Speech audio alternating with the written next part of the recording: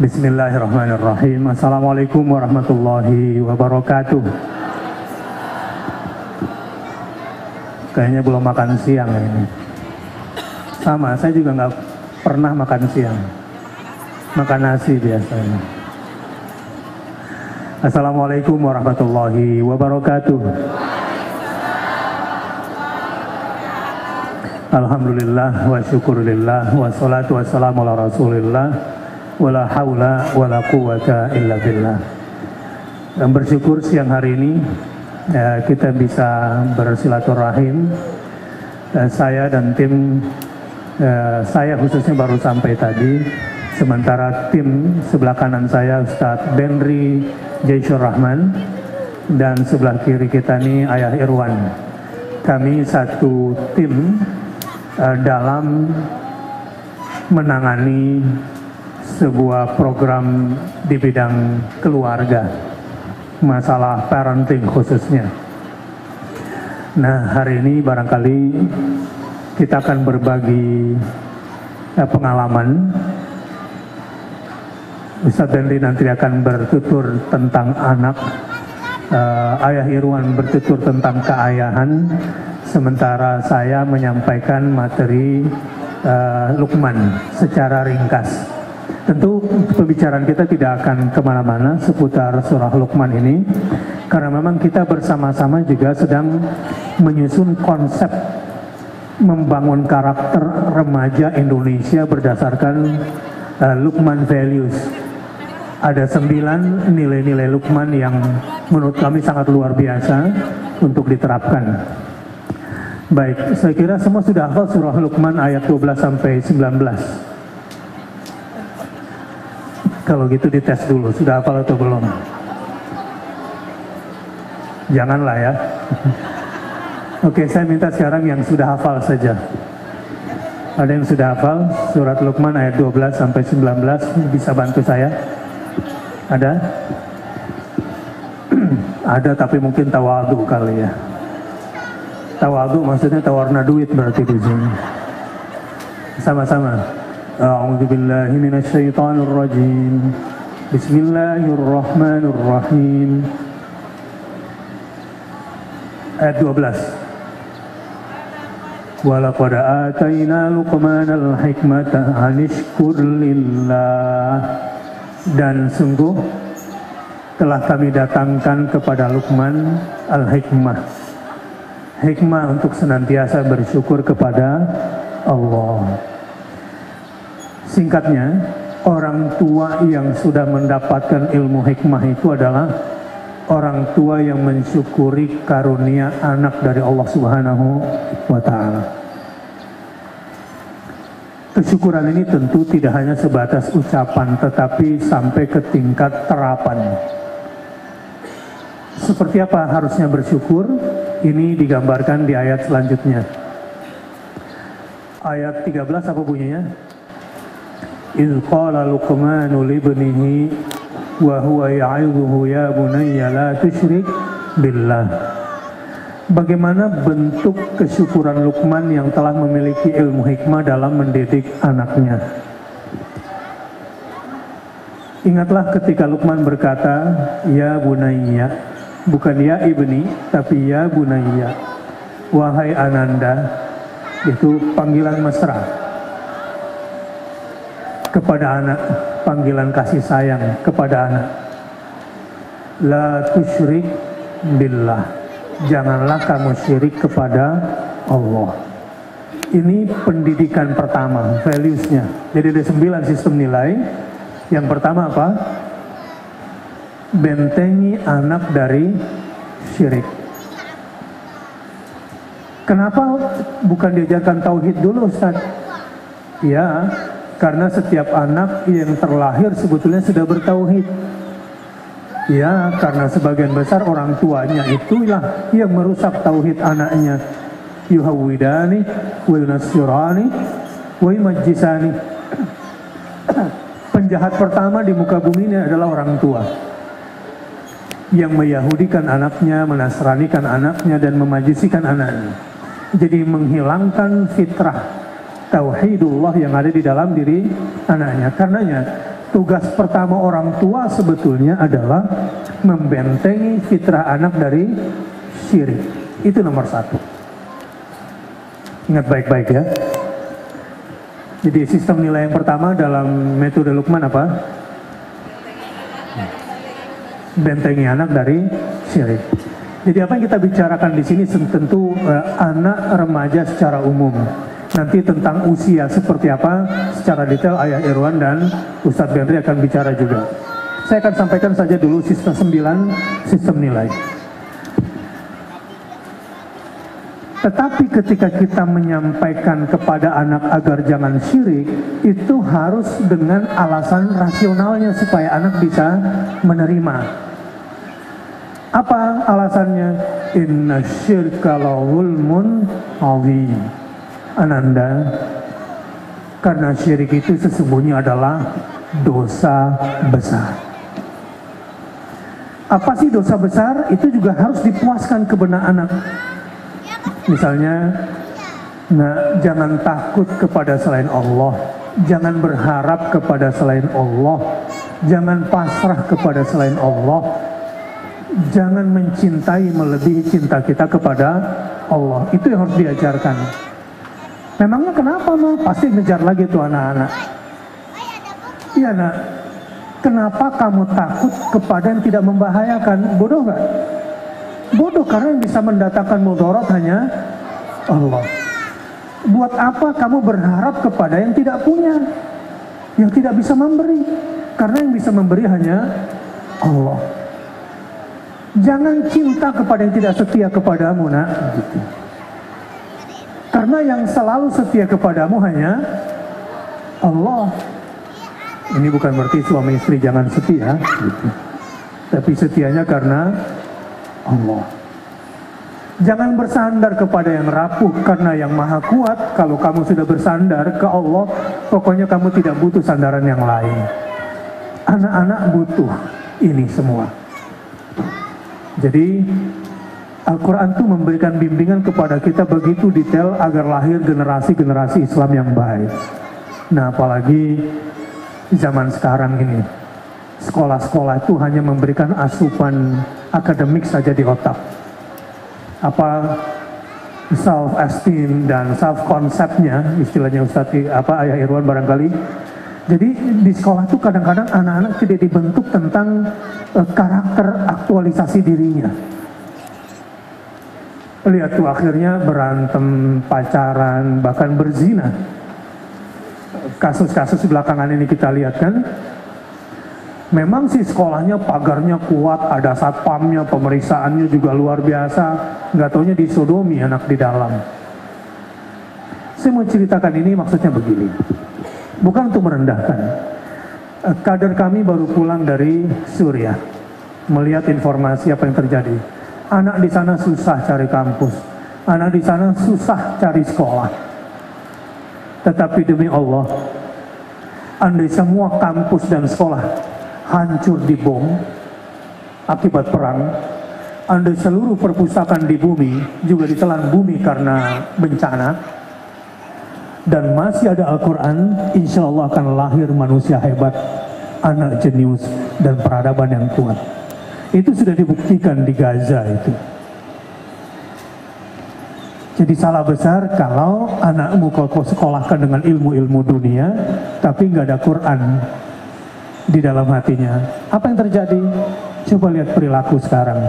Dengar berita kemarin, anak umur berapa tahun? 13 atau 14 tahun?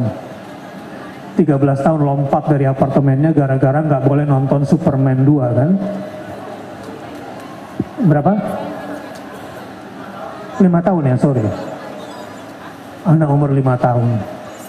Apa yang dididikan orang tuanya selama ini sampai anaknya begitu mempahlawankan Superman yang celana dalamnya saja masih di luar? Coba lihat. Kemarin teman saya juga miris gitu. Dia seorang direktur di sebuah televisi bidang pemberitaan. Kok bisa ya karakter babi menjadi pahlawan, dan anak saya menjadi begitu ngefans sama karakter babi yang merupakan tontonan anak-anak ini. Kalau Tom dan Jerry lagi ribut, pahlawannya adalah anjing biasanya. Gitu. Begitu kuat serangan-serangan di pikiran anak-anak, kalau kurang-kurang kuat jangan dianggap sembarangan itu. Umur 5 tahun loncat dari apartemennya cuma gara-gara nggak boleh nonton Superman 2. Di dalam Al-Quran, fa inna awhanal buyuti labaitul ankabut, sejelek-jelek rumah itu adalah rumahnya laba-laba. Tapi kok bisa Spider-Man menjadi superhero? Pembalikan karakter ini.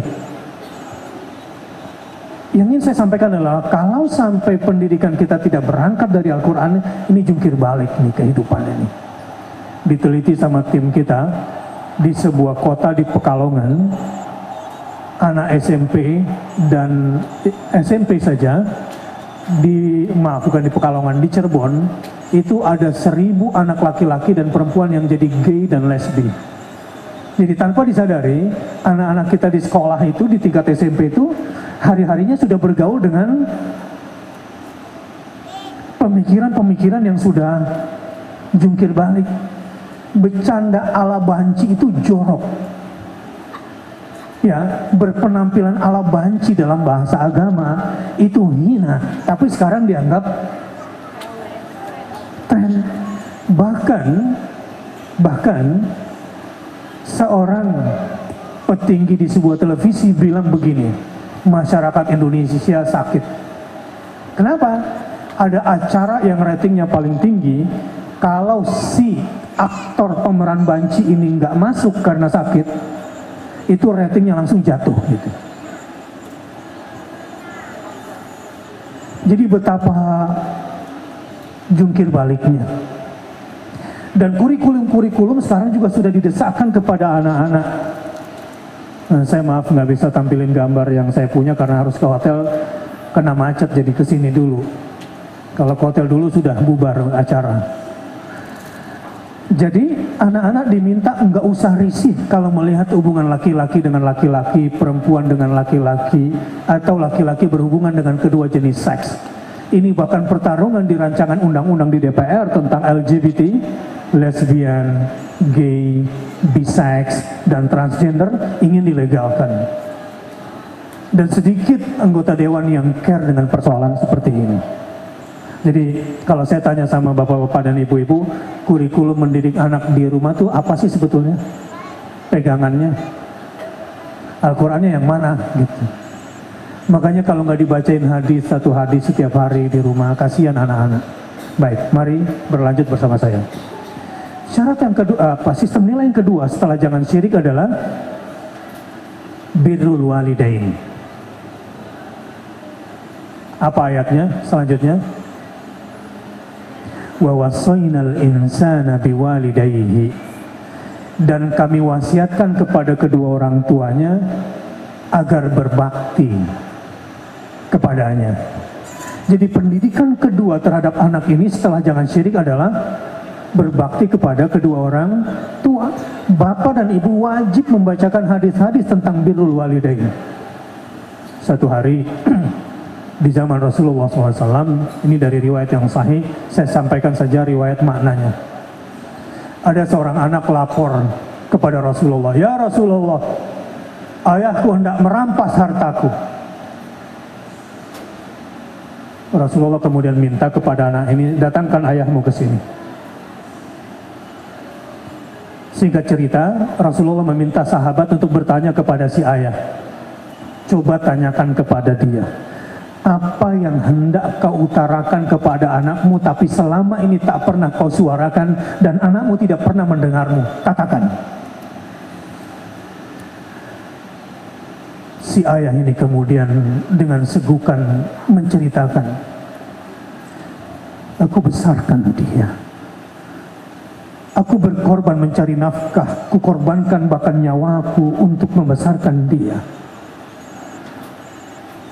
Di setiap saat pekerjaanku aku terus berpikir tentang dia, agar dia selamat hidupnya. Betapa aku mencintainya. Tapi setelah dewasa, dia kasar kepadaku. dia jahat kepadaku. Disebutkanlah, ya Rasulullah, apa pendapatmu? Atas izin Rasulullah SAW, ada sahabat kemudian tarik baju anak itu di lehernya, lalu berkata, anta wa maluka li abika. Kamu dan semua hartamu adalah milik ayahmu. Orang tua, ayah harus ajarkan itu pada anak, tapi jangan tarik bajunya. Ini kasusnya agak berbeda, tapi anak-anak tidak tahu itu. Birrul walidain, ummuka,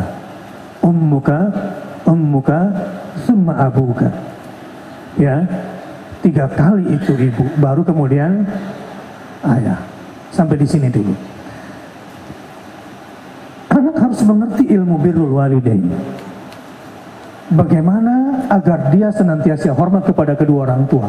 Orang tua yang gagal mendidik anaknya birrul walidain, orang tua yang durhaka. Selama ini kita cuma dengar anak yang banyak sebetulnya orang tua durhaka. Karena umumnya anak-anak durhaka itu dibesarkan oleh orang tua yang durhaka. Karena tidak mendidik birrul walidain, bagaimana hormat kepada kedua orang tua yang tidak diajarkan kepada anak-anaknya oleh si orang tua ini. Baik. Tetapi diberikan alasan, kenapa sih kamu harus birrul walidain? Anak harus dipuaskan pula logikanya.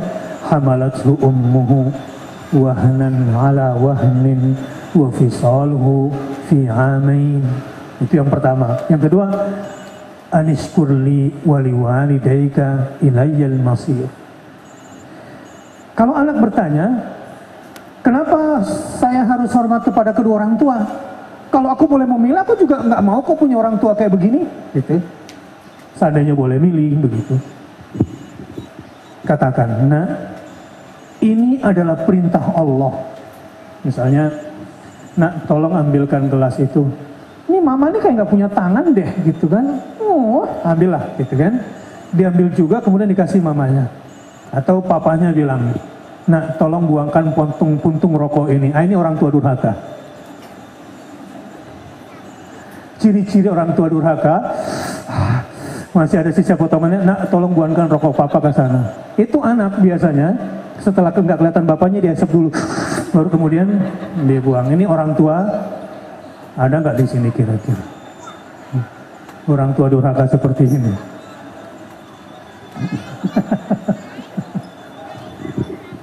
Nah, itu kadarnya bagus, nanti anaknya akan seperti itu. Baik. Alasan yang pertama adalah karena perintah Allah. Makanya di ayat ini wa wasainal insana biwalidayhi. Bukan Luqman yang berkata, tetapi Allah langsung yang mewasiatkan kepada seluruh anak agar hormat kepada kedua orang tuanya. Yang kedua, hamalathu ummuhu wahnan ala wahnin wa fisaluhu fi amain. Ibu terutama yang paling bagus menjelaskan adalah ayah. Nah, waktu kamu di rahim mamahmu berat sekali, susah sekali, tidur pun susah, baring kiri susah, baring kanan susah. Paling anaknya bilang, papa so tahu kayak ngerasain aja gitu kan. Cuma mungkin lebih objektif kalau ayahnya yang menasehati. Kalau ibunya menasehati, mungkin ya itu kan resiko perempuan, mah kan gitu nanti. Ini anak-anak yang kurang sopan barangkali. Tapi memang ini harus sering diulang-ulang kepada anak supaya dia mulai bagus. Kalau sekarang kan tinggal liatin di internet saja bagaimana proses kelahiran dan bagaimana perjuangan orang tua di situ. Baik. Yang kedua itu. Yang ketiga, kenapa sih harus berbakti kepada kedua orang tua menurut ayat ini? Anishkurli wali walidayk. Berbakti kepada kedua orang tua itu adalah salah satu bentuk bersyukur kepada Allah dan berterima kasih kepada kedua orang tua. Itu 3 alasan kenapa harus berbakti kepada kedua orang tua yang harus ditanamkan ke dalam jiwa anak. Ini kalau saya ngomong sendirian panjang urusannya. Ini udah berapa menit ini? Hah? Baik, saya lanjut dulu. Terus saya poin-poin saja ya. Setelah birrul walidain yang kedua, yang ketiga itu apa? Ya bunayya, innaha in taku mithqala habbatin min khardalin fatakun fi sakhratin aw fis samawati aw fil ard ya'ti biha Allah. Innallaha latifun khabir. Sistem nilai yang ketiga yang harus ditanamkan adalah muraqabatullah. Apa yang ketiga? Oke, yang pertama apa tadi? Jangan syirik. Yang kedua, birrul walidain. Yang ketiga, muraqabatullah. Apa itu muraqabatullah?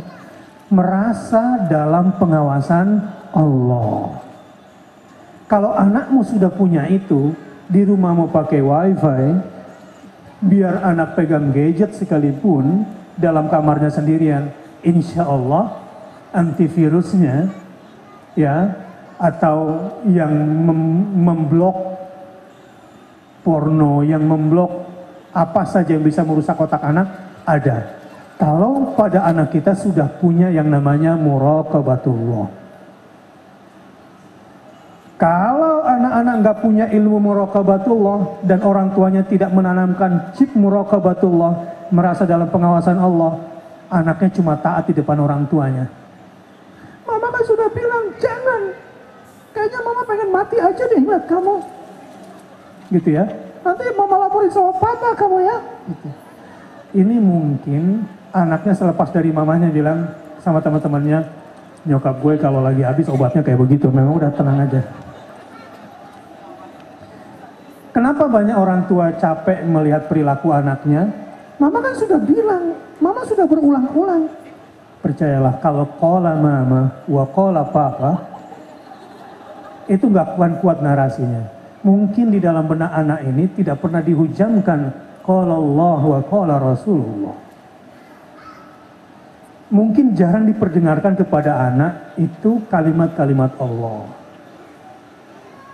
Dulu waktu di pesantren, saya hampir pulang tahun ketiga. Bagaimana gak minta pulang, cucian numpuk, kudisan menyerang, wesel gak dikirim, PR belum selesai, sanksi menunggu nanti sore tinggal digaplokin. Kayaknya mau teriak, "Mak, pulang!" Tapi untunglah bapak saya bilang begini, "Nak, kamu nih sedang dalam gemblengan Allah. Kamu dalam penjagaan malaikat Allah. Percayalah, kalau kamu ikut sama Rasulullah, pasti kamu sukses, Nak." Demi Allah, kalimat itu sangat menghujam di dalam hati saya. Seandainya ayah saya saat itu tidak berbicara tentang qala Allah, mungkin saya udah cabut gitu. Ya biasalah masa lalu bandel-bandelnya dulu itu. Tapi untung yang dihujamkan adalah qala Allah wa qala. Nah, sekarang kalau anak gak dibacain Quran, ya gara-gara orang tuanya tidak hafal kan, tidak dibacain hadis, karena nonton TV aja di rumah bawaannya hadis Riyadhus Shalihin tidak dibacakan. Budaya mengawal anak dengan wahyu itu nggak ada di rumah. Ya, seharusnya anak harus kita kawal dengan budaya lekat dengan wahyu, baca Quran 1 juz. Makanya saya senang dengar ada WhatsApp kiriman begini tentang orang tua yang anaknya bagus. Bagaimana kamu bisa lakukan ini? Jadi ada cerita seorang syekh di Masjid Nabawi ya. Datang anak umur di bawah 10 tahun. Itu kemudian datang minta belajar di halaqah hafal Quran. Terus dites membaca surah Juz Amma hafal. Dites membaca surah Al-Mulk hafal. Dites membaca surah Al-Baqarah hafal. Jadi kamu datang ke sini sebetulnya mau ngapain? Kamu sudah hafal 30 juz? Sudah. Mau ngapain? Ya saya cuma senang dengan orang-orang dan teman-teman yang suka menghafal Quran. Sisya ini kemudian kaget dan tertarik, coba panggil orang tuamu ke sini, nih bagus banget si anak ini gitu kan. Didatangkanlah orang tuanya, ternyata yang datang orang tuanya nggak ada penampilan nyunnah. Ya, jenggotnya kira-kira dikuncir gitu kan. Celananya juga masih isbal, datang pakai t-shirt. Lalu dia bilang begini, saya memang cuma suami yang biasa-biasa saja. Yang mendidik anak ini adalah istri saya di rumah. Gimana cara mendidiknya? Begini, siapa yang menyelesaikan 1 juz bacaan hari ini, dia yang berhak menentukan dari 3 anaknya, 1 ini yang berhak menentukan besok menu makanan apa di rumah. Liburan mau kemana akhir minggu, yang menentukan adalah siapa yang paling banyak menyelesaikan hafalannya. Dia menentukan. Liburan akhir tahun mau pergi kemana, yang berhak menentukan adalah siapa yang dahulukan khatam menghafal 30 juz. Nah itu diatur di rumah dengan cara sesederhana itu di rumah. Tapi kalau orang tuanya pergi ke mall Denpasar gitu kan, anaknya mau ini kasih, mau beli gadget kasih, terus tapi nggak ada bargaining prestasi, ya akhirnya anaknya resist biasanya. Apalagi tidak didekatkan kepada Al-Quran. Kemarin di Aceh kami dapat anak umur 7 tahun, ayahnya tunanetra, anaknya juga tunanetra. Tapi karena ayahnya cinta Al-Quran, walaupun dengan membaca braille dan belum hafal, anaknya yang duluan hafal juz amma, karena sering dengar bapaknya baca juz amma. Lalu kita tanya, apa cita-citamu nak? Ingin jadi imam Masjidil Haram. Jadi cita-citanya begitu besar karena dididik seperti itu. Tapi ini kata ayahnya ketika kita ngobrol, ayah yang lain lagi dari Ambon, waktu kita audisi, seumur hidup Ustadz, saya dibodoh-bodohin orang tuh oleh anak saya ini. Kenapa? Waktu nonton acara Hafiz Indonesia di RCTI, makanya dia juga ke Makassar mau ketemu saya, dia bilang sama bapaknya, bapak ini bapak bodoh. Dia bilang. Kenapa? Kenapa bapak tidak jadikan saya seperti anak yang di TV itu menghafal itu? Bapak ini bodoh. Akhirnya dengan itu dalam 1 tahun dia hafal juz amma, ikut audisi dari Ambon terbang ke Makassar, dia paksa bapaknya dan bapaknya kemudian ongkosi dia.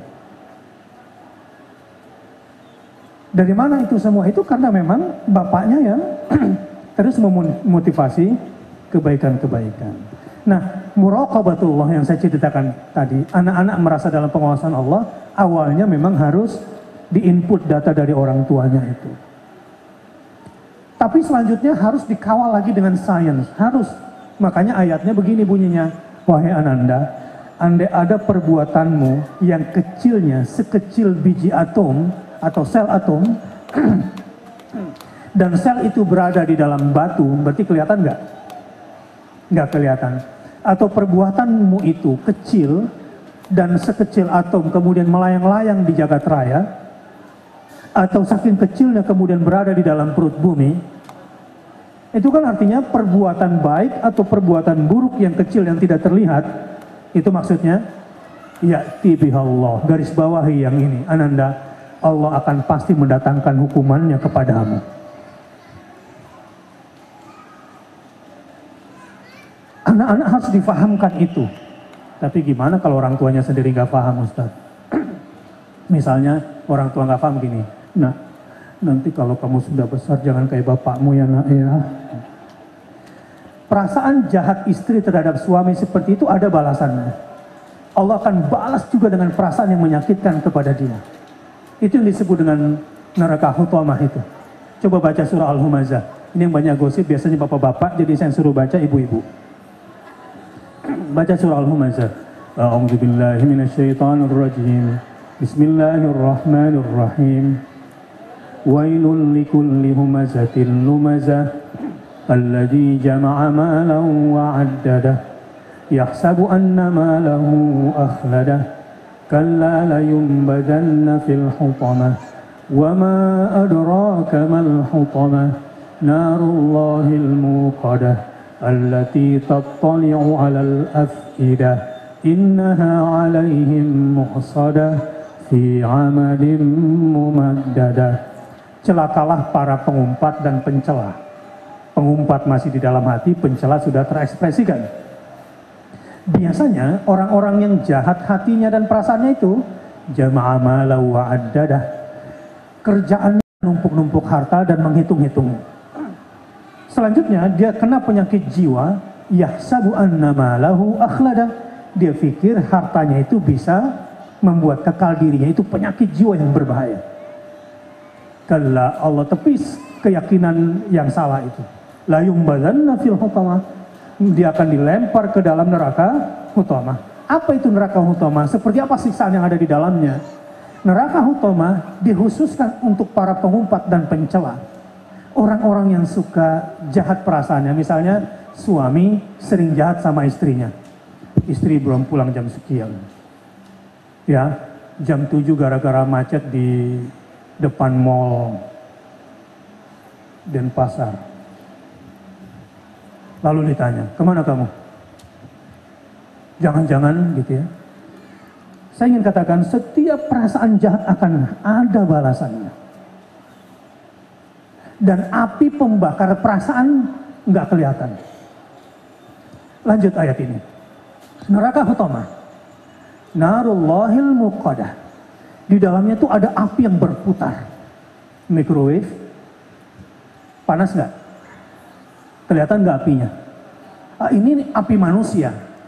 Tapi yang satu lagi ini adalah narullah. Apinya Allah yang nggak sama dengan api manusia. Daya bakarnya juga luar biasa. Gayanya apa? Daya bakarnya seperti apa? Tattali'u alal afidah. Yang bisa membakar perasaan-perasaan yang tidak nampak yang ada di dalam nalurimu itu. Terbakar.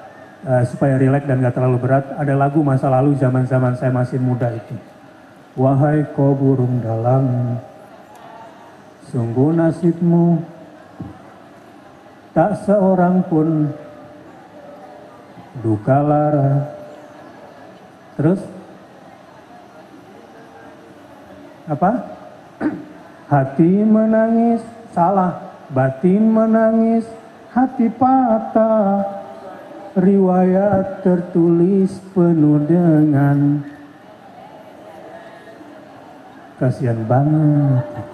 Burung dalam sangkar itu. Pedih-pedih perasaan burung dalam sangkar yang tertulis riwayat hidup dengan air mata itu adalah karena mungkin punya perasaan-perasaan jahat di dalam dirinya. Dan Allah siksa dalam bentuk perasaan. Dan ada api Allah khusus untuk itu. Jadi kalau sudah tahu ilmu ini kira-kira mau nggak berprasangka buruk? Enggak. Jadi kalau ada suami sakit hati sama istrinya, istri sakit hati sama suaminya, sebetulnya bukan karena suaminya yang jahat atau karena suami istrinya yang berselingkuh dalam pikirannya, bukan, tapi karena perasaannya yang jahat yang kemudian disiksa oleh Allah Subhanahu wa taala. Batin menangis, hati patah, riwayat tertulis penuh dengan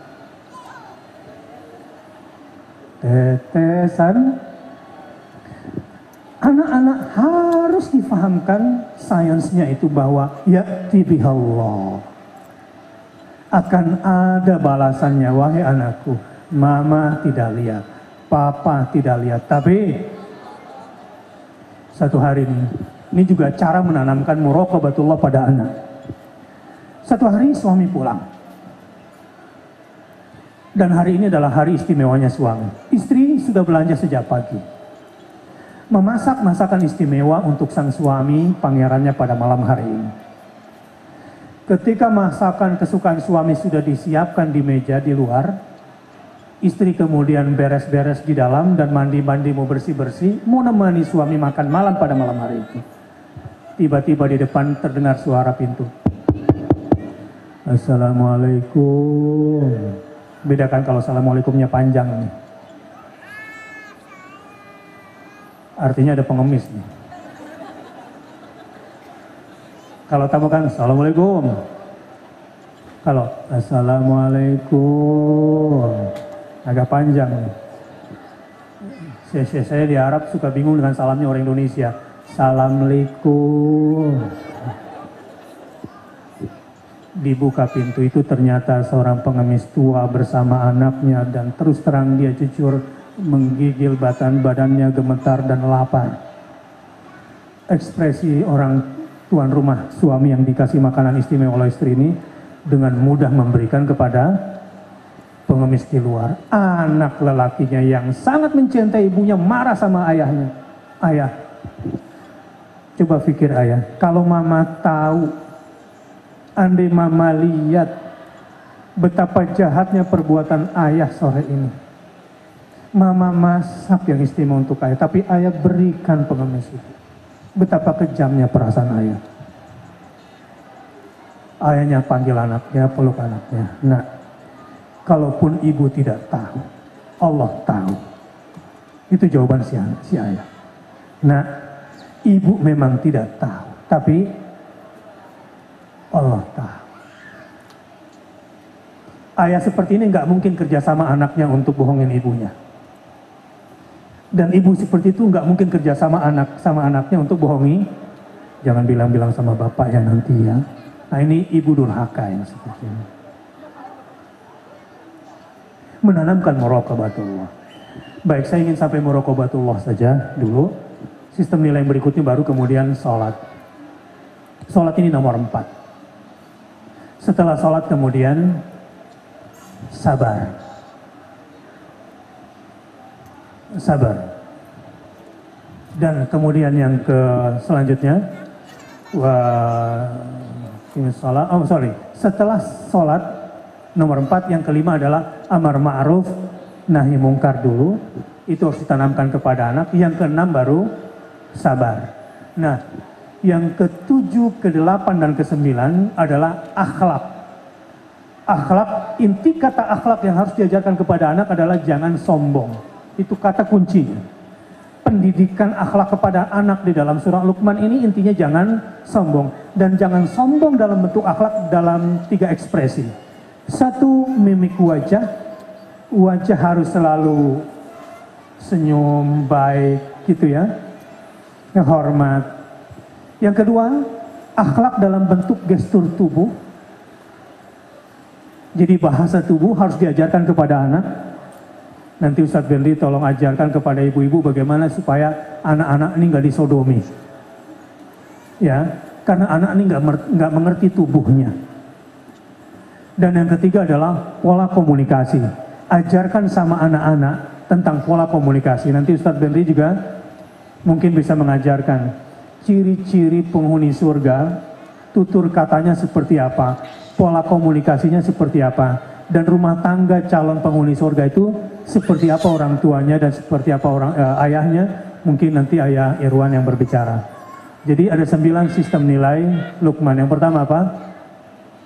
Jangan syirik. Yang kedua, berbakti kepada kedua orang tua. Yang ketiga, muraqabatullah, merasa dalam pengawasan Allah. Yang keempat, salat. Yang kelima, amar ma'ruf. Jangan ilmu demo yang diajarkan kepada anak. Amar ma'ruf, nahi mungkar. Yang keenam, anak-anakmu perlu bantuan ilmu sabar darimu sebab dia menghadapi persoalan yang berat di dalam kehidupannya. Dan kemudian 3 jenis akhlak. Akhlak dalam bentuk berekspresi di wajah. Kemudian 8 akhlak dalam bentuk bahasa tubuh. Dan yang ke-9 akhlak dalam bentuk pola komunikasi. Ada 7 pola komunikasi di dalam Al-Quran yang tidak mungkin saya sampaikan semuanya. Insya Allah saya berharap saya akan datang lagi. Tapi kali ini dengan cara-cara yang harus rapi. Saya ingin kumpulkan anak-anak SMP dan SMA minimal Sedenpasar. Saya bertiga akan berikan pelatihan buat mereka tentang metode Luqman ini. Gimana? Setuju? Kalau orang tuanya punya kesulitan, kami sudah punya modulnya. Insya Allah kami sudah punya presentasinya dan kami bisa ganti-gantian. Insya Allah akhir bulan ini di Sumatera Barat untuk 1000 anak sebukit tinggi. Kemarin kita udah lakukan juga untuk 800 anak Semakassar. Kita juga udah lakukan di Bandung. Kita udah lakukan di Jakarta. Denpasar kapan kira-kira gilirannya? Tunggu tanggal mainnya. Wassalamualaikum warahmatullahi wabarakatuh. Selanjutnya saya serahkan kepada Ustadz Benri. Makasih Ustadz. Akhirwan saya duluan ya. Assalamualaikum warahmatullahi wabarakatuh. Alhamdulillah, assalatu wassalam ala rasulillah wa ala alihi wa sahbihi wa man walah wa ba'd. Bunda dan ayah yang saya muliakan, calon bunda dan ayah yang juga saya muliakan, saya cintai, teman-teman cilik, anak-anakku yang juga hadir, kita berdoa untuk mereka semoga jadi pemimpin hebat di masa depannya, insyaallah. Saya Benri Jesur Rahman selama ini memang diminta untuk lebih banyak bergelut aktivitas pembinaan anak dan remaja, dan selama ini juga diminta oleh Ustadz Bakhtiar Nasir, ya, dan ini guru saya juga Ayah Irwan, untuk bagaimana melakukan pendampingan kepada anak dan remaja. Bunda dan Ayah, kalau memang selama ini saya yakin bahwa apa yang disampaikan oleh Ustadz Bakhtiar tadi ini adalah 9 prinsip 9 nilai yang memang harus ada aplikasinya dalam aktivitas kita, dan tentu ini adalah sebuah upaya kita khususnya orang tua agar jangan sampai menjadi orang tua yang durhaka. Sekarang kita disadarkan dengan banyaknya fenomena yang ini sebenarnya adalah teguran sejauh mana rumah tangga benar-benar efektif dalam menanamkan nilai. Saya boleh katakan sekarang ini Allah telah bukakan berbagai macam peristiwa untuk menunjukkan betapa sekarang telah terjadi malpraktek paling bahaya di dunia.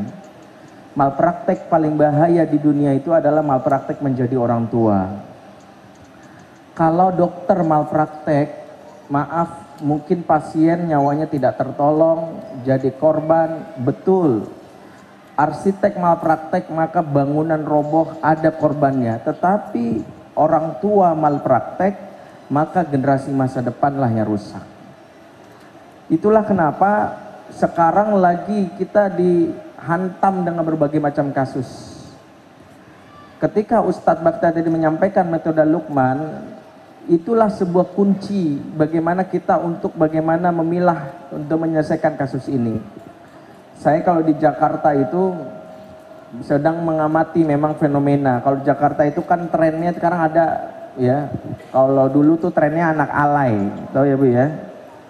Setelah tren anak alay itu muncul anak cabe-cabean. Ya, pernah dengar istilah ini? Ya, kalau cowok terong-terongan, ya. Kalau bencong terong dicabein, ya. Setelah cabe-cabean ada lagi jamur, tahu Bu? Jamur tuh janda di bawah umur. Ya, terakhir ujung-ujungnya jagung bakar. Jagung bakar itu jablay tanggung, bisa diajak ke kamar. Suatu saat ketika saya baru pulang dari Akau ngisi kajian, saya malam dari Ar-Rahman Quran Learning tempat Ustadz Bakhtiar Nasir, pulang saya melewati di daerah Taman Mini yang orang Jakarta mau pernah Jakarta tahu, di daerah dekat Masjid Atin, ya, Masjid Agung Atin yang besar itu. Banyak anak muda nongkrong di sana, ya, dan banyak anak perempuan, ya, yang ternyata saya temui mereka biasanya ngumpul malam-malam sampai subuh, ya, khususnya anak perempuan di sana. Disitulah saya baru dapat cerita dari mereka bahwa memang miris sekali, ya, bahkan mereka bisa mengatakan cabai-cabean itu ada 2 jenis, kata mereka. Ada cabai merah, ya, ada cabai hijau. Yang sisanya mungkin cabai busuk. Cabai merah itu katanya anak ABG yang mereka, maaf, tubuhnya rela dijamah, dipegang oleh lelaki lain sekedar untuk eksistensi sosial. Asal yang megang ini orang beken, orang terkenal, artis, nggak apa-apa. Kalau perlu diupload di Facebook dan di Twitter. Ya, makanya kalau ngomong sama mereka itu, diskusi mereka tuh mimpi banget bisa ditidurin sama Al, anaknya Ahmad Dhani. Ya, itu ABG perempuan di sana. Nah, suatu hari saya dapat email, ya. Saya sebenarnya gak enak juga nyebutin email, tapi nggak apa-apa buat pelajaran, ya. Jadi ada judul emailnya itu pertanyaan dari anak cabe-cabean, katanya.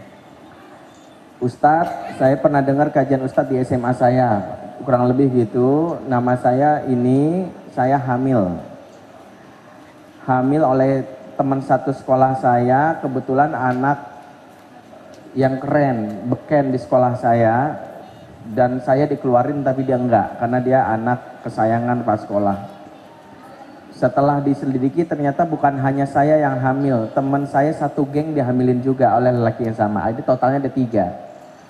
Berceritalah perempuan ini, kemudian pertanyaan terakhirnya, Ustadz, menurut Ustadz yang lebih pantas jadi istrinya yang mana? Saya berpikir ketika mengurai masalah itu, ujung-ujungnya kan pengen tobat, saya pikir. Ternyata enggak, mereka nanya yang pantas jadi istrinya yang mana. Kan saya duluan yang ditidurin. Sampai saya kalau mau iseng saya jawab, kenapa enggak istiqoroh dulu? Kan nggak mungkin juga saya jawab itu. Ayah Irwan memberitahu saya harus didatangi. Kau perlu keluarganya kita bicara. Kenapa ini muncul? Ini juga penting. Maka berapa pekan ini, berapa bulan ini kita ditampar ya. Tadi ada dari Payakumbuh nelpon saya kasus yang terbaru di, tahu udah baca koran dari 50 kota itu yang arisan seks. Ya, itu sungguh sangat memprihatinkan kita. Ya. Makanya sekilas mungkin kita berpikir apa solusinya, mau tidak mau kita harus kembali ke rumah. Belajar lagi. Belajar menjadi orang tua. Metode Luqman yang tadi disampaikan oleh Ustaz Bakhtiar itu sebenarnya mengarahkan kepada poin-poin penting. Salah satunya adalah kenapa kita menanamkan pertama kali adalah membentengi akidah. Karena ternyata banyak anak yang sholat tapi akidahnya rusak. Banyak anak-anak kita yang rajin ibadah tapi tergila-gila sama Noah. Rajin sujud tapi ngefans sama suju. Sama Islam bangga tapi ikut konsernya Lady Gaga. Ini banyak. Artinya mereka tidak lagi berpikir, yang penting kan sholat. Makanya mereka adalah di Twitter itu sekarang bikin agama baru namanya agama Cibi, agama Ceribel. Ya, Ustaz Bakhtiar itu ada slide-nya sebenarnya. Ya, kalau agama Ceribel itu di bio Twitternya itu mengatakan fans sejati adalah menjadikan idolanya sebagai Tuhan dan menghamba kepadanya. Ya, makanya mereka bikin blogspotnya tuhanceribel.blogspot.com. Ya, di sana tampilkanlah bagaimana profil 7 Tuhannya. Sebelumnya Tuhannya 9, yang 2 dikeluarin, ini tinggal 7. Kemudian kalau azan berkumandang mereka ganti dengan kalimat Cibihu Akbar, Cibihu Akbar. Bahkan mereka bisa menunjukkan bukti bahwa Ceribel itu Tuhan. Kata mereka adalah lihat kuping Anda bentuknya huruf C. Lihat hidung Anda bentuknya huruf B, Ceribel. Logis nggak? Nggak logis karena memang mereka maksa. Habis itu muncullah agama Smash. Agama Smash itu sampai bikin syahadat baru. Aku bersaksi tidak Tuhan melainkan Smash. Dan aku bersaksi bahwa Rangga, Rafael, Bisma, Diki, Ilham, Morgan, Reza utusan Tuhan. Bikin kitab suci. Di baiat mereka di Bandung. Saya ingin katakan sampai saya ketika di Antv saya baru tahu kalau ternyata yang bikin admin agama Cibi ini ternyata adalah anak muslimah. Jadi admin yang agama Cibi ini ada 11. Yang ngasih tahu salah seorang anak produser Antv ya. 11-nya itu mereka cerita ya, salah satunya deketin saya dipanggil kakak. Kak, yang bikin agama Cibi ini anak sini. Oh, kerja di sini ya, kerjanya apa? PSK. Tahu PSK? Penonton studio komersil. Yang tiap pagi kita dapati la la la, ye, nyuci, jemur kan gitu ya.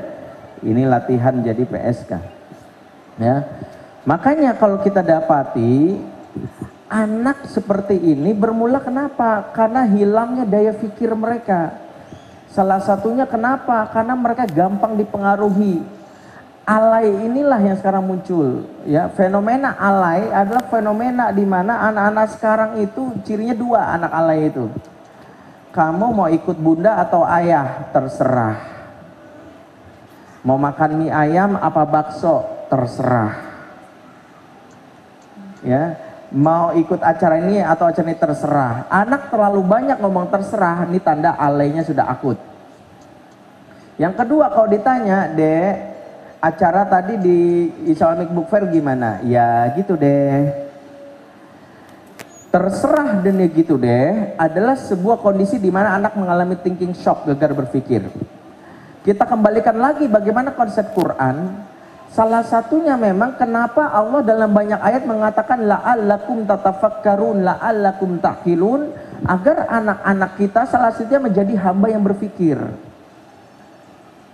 Jadi dia bisa menilai mana yang terjadi. Nah, anak-anak sekarang kenapa gampang dipengaruhi?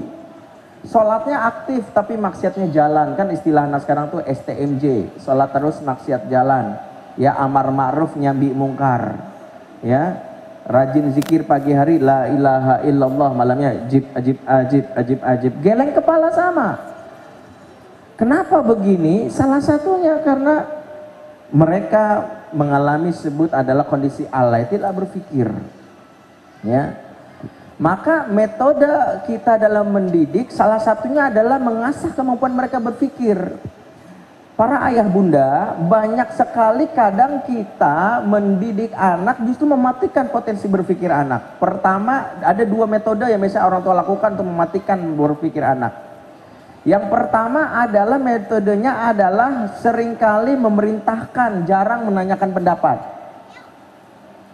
Ibrahim alaihissalam itu di dalam surat As-Saffat ayat 102 dapat perintah penyembelihan Ismail. Ini perintah Allah yang nilainya setara dengan perintah-perintah yang lain. Ya, sama-sama wajib.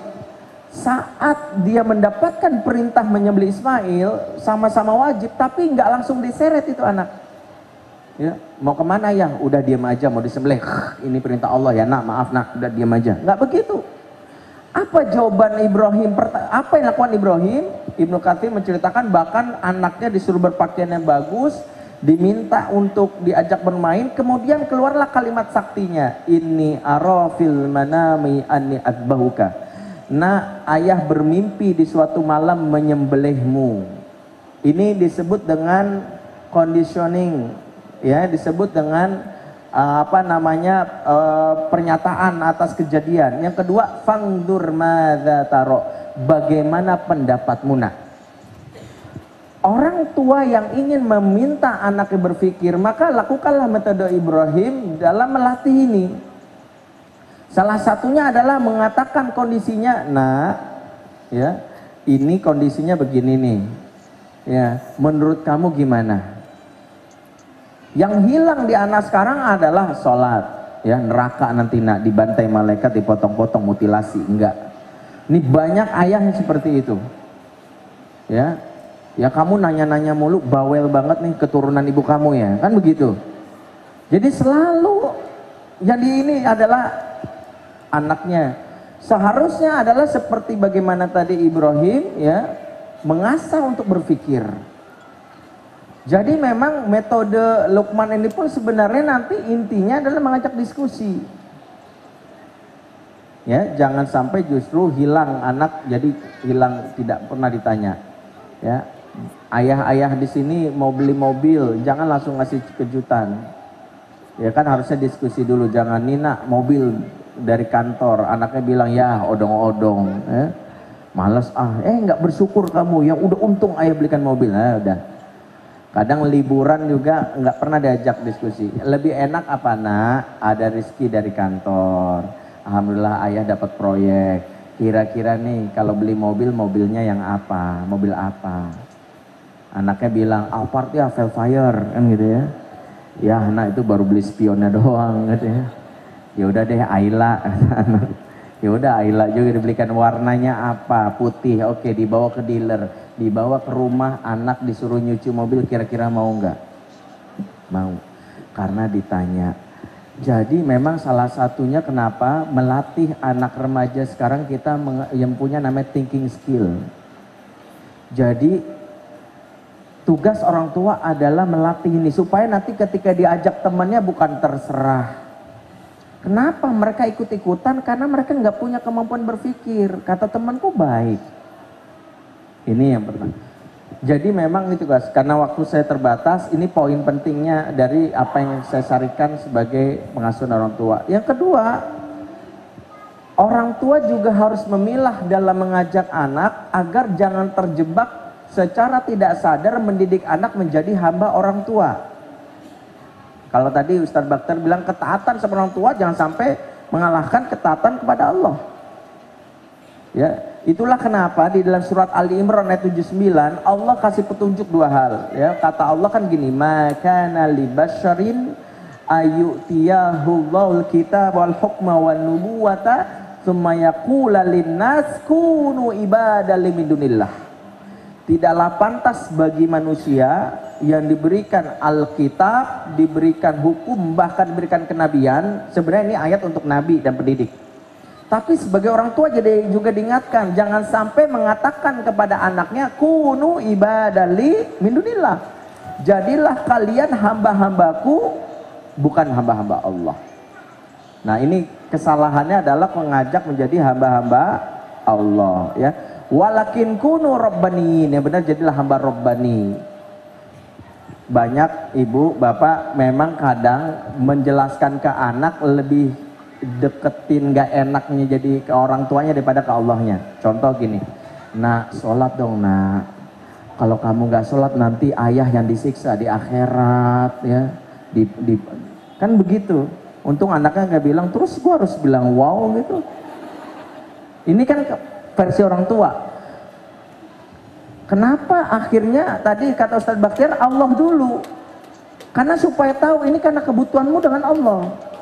Karena orang tua nggak sadar ada anak yang sholat karena berpikiran gak enak sama bapaknya, gak enak sama ibunya. Bapak saya ustadz, ya apa kata orang kalau anaknya ustadz ternyata akhirnya dia terbebani oleh namanya tadi, akhirnya dia lupa bahwa dia menghamba kepada Allah. Itulah kenapa Al-Quran berpetunjuk kalau ingin mencetak generasi Rabbani, cirinya cuma dua, bima kuntum tu'alimunal kitab wa bima kuntum tadrusun. Intinya dari ayat ini saya tutup adalah agar kalian senantiasa mengajarkan Al-Quran dan senantiasa mempelajarinya. Orang tua yang selamat mengajar anaknya nggak jauh dirinya dari Al-Quran. Ngajarinnya nggak jauh-jauh dari Al-Quran, tapi dia juga belajar Al-Quran. Jangan ngajarin Al-Quran bapaknya nggak pernah baca. Akhirnya tadi anak sendiri jauh dari Al-Quran. Intinya di situ. Saya pikir ini karena menurut saya materinya nanti bisa dibantu lagi oleh Ayah Irwan selaku praktisi, ya. Dia guru saya yang mengajarkan saya banyak hal untuk berinteraksi terhadap anak remaja. Saya pikir itu nanti mungkin dari beliau kalau ada diskusi tanya jawab silahkan. Beliau taufiq wal hidayah. Wassalamualaikum warahmatullahi wabarakatuh. Bagaimana mengajarkan ke anak jangan syirik, bagaimana menghormati orang tua, bagaimana cara-cara yang lain-lain itu sudah disampaikan sama Ustadz Baktiar dan Ustadz Benri. Saya cepat saja ini karena ini filenya banyak. Jadi ayah dan bunda, semuanya itu harus kita tanamkan kepada anak-anak kita. Kita coba ajarkan ke anak-anak kita. Nah, salah satu kiat dasarnya adalah kita memahami tentang kepribadian anak itu. Nah, kita lihat ya. Jadi ayah dan bunda, kita kan bicara soal kepribadian nanti anak-anak kita ya, yang The Secret of Luqman ini, bagaimana membentuk anak yang kepribadiannya hebat kan gitu ya. Gimana membentuk anak yang kepribadiannya itu tangguh, kepribadiannya itu luar biasa. Nah, kepribadian itu unsurnya banyak. Ada usia, ada eksternal, ada yang lain. Itu banyak sekali unsur kepribadian itu. Unsur kepribadian yang ada di tubuh anak itu berkembang sesuai dengan usianya, sesuai dengan stimulannya. Jadi anak kita yang nanti hebat itu dari TK ke SD, kepribadiannya bertambah. Kalau yang asupannya banyak, semakin tinggi usianya, semakin banyak yang kita masuk, kepribadiannya semakin berkembang. Kemudian yang kedua, pertumbuhan dan perkembangan unsur kepribadian itu saling mempengaruhi. Ya. Yang ketiga, usia merupakan salah satu variabel yang mempengaruhi perkembangan unsur-unsur kepribadian tersebut. Jadi usia, dari sekian banyak unsur kepribadian, usia adalah salah satunya yang terbesar yang mempengaruhi perkembangan anak-anak kita. Nanti ayah dan bunda, bagaimana ayah bunda menerapkan kesikat jangan sirik kepada anak, bagaimana birwalidain kepada orang tua, bagaimana sabar, bagaimana amal ma'ruf nahi mungkar, itu memang tergantung dari usia. Jadi mutlak kalau ayah bunda mau menerapkan The Secret of Luqman ini, ayah dan bunda paham tentang kepribadian anak, itu mutlak. Ya, saya contohkan begini. Ayah bunda mengajarkan jangan sirik kepada anak 0 sampai 10 tahun pasti berbeda dengan mengajarkan sirik, jangan sirik kepada anak 10 sampai 15. Nah, tadi Ustadz Benri mengatakan seperti yang kita tampilkan tadi, anak usia 10 sampai 15 adalah usia sirik. Usia di mana dia menduakan banyak hal. Nah, ini berbeda kita ngomongnya mengajarkan anti sirik kepada anak kita 0 sampai 10 tahun. Beda dengan anak yang 10 sampai 15. Oke. Nanti juga ayah dan bunda akan frustasi kalau mengajarkan anti syirik atau apa yang 9 value tadi, kalau nggak paham dengan anak remaja ayah bunda, misalnya 10-15, main kenceng aja, main keras aja, pasti nanti dia tidak memilih berdiskusi dengan ayah dan bunda, dia akan memilih dengan orang lain. Oke. Nah, kita teruskan. Perkembangan itu tidak selalu berlangsung secara deret ukur lurus, bisa fluktuatif, bahkan berhenti sebelum sampai pada perkembangan terakhir. Ayah dan bunda bisa jadi umur anak kita 9 atau 10, tetapi perkembangan kepribadiannya sudah melebihi dari usia umur 10 tahun. Ya. Pertambahan usia tidak selalu sejajar. Kepribadian adalah hasil akhir dari kumulasi perkembangan semua unsur-unsur kepribadian. Nah, ayah dan bunda yang milik Allah SWT, ini menurut saya penting ini, kita lihat. Anak mengenal dan mengetahui nilai-nilai, nah tadi yang dibicarakan sama Ustadz Benri dengan Ustadz Bakhtiar Nasir. Nilai-nilai yang datang dari luar itu melalui panca inderanya. Oleh sebab itulah pembahasan kata siang dan malam kemarin, jadi ada usia-usia yang dikembangkan oleh Allah, itu usia-usia tertentu. Kemarin kita bahas ya, 0-3 tahun, usia yang dimana yang berkembang? Mata dan telinga. Jadi memang nggak boleh main-main di usia anak 0-3 tahun. Tadi Ustadz Benri, Ustadz Bakhtiar Nasir mengatakan jangan terlalu banyak membawa ke mall, jangan terlalu banyak mendengarkan musik, jangan terlalu banyak mendengarkan sesuatu yang lahwi sifatnya, yang sia-sia sifatnya. Jadi yang lebih banyak itu adalah Al-Quran dan hadis dan sirah Rasulullah SAW. Tadi ayah dan bunda, ayah baca anak mengenal dan mengetahui nilai-nilai itu melalui panca inderanya. Jadi semua indera itu harus kita jaga tuh ayah dan bunda. Semua indera harus kita jaga. 0-3 tahun nggak boleh terlalu banyak menyerahkan pengasuhan kepada orang lain. Kita sudah bahas kemarin. Karena apa? Karena mata dan telinganya sedang membutuhkan stimulan. Apa itu contohnya? Ayah dan bunda ketika menggendong, mengasihin anak, atau bunda ayah menggendong anak, apa yang tadi Ustadz Bakhtiar Nasir katakan? Seringlah mengucapkan kalimatut thayyibah gitu. Jangan sambil ngendphone, jangan sambil pegang BB, jangan sambil nonton TV. Anak kalau ngasihin jangan depan TV. Anak kalau mau tidur jangan depan TV, karena di umur 0-2 tahun itu jangan terlalu banyak berhubungan dengan layar di digital gitu. Ini pentingnya ya, penting ayah dan bunda ya. Kalau mau mendengarkan, melihat sirah Rasulullah SAW, sahabat-sahabat Rasulullah di umur 0-2 tahun jangan disuplai lewat VCD. Jangan nonton VCD, karena anak 0-3 tahun dia nggak butuh itu VCD. Yang dia butuhkan adalah cerita Rasulullah, karakter anti syirik dan lain-lain itu muncul dari VCD wajah ayah dan ibunya gitu. Jadi jangan sampai ke gitu, karena ini kita melihat ayah semuanya itu masuk lewat panca indera.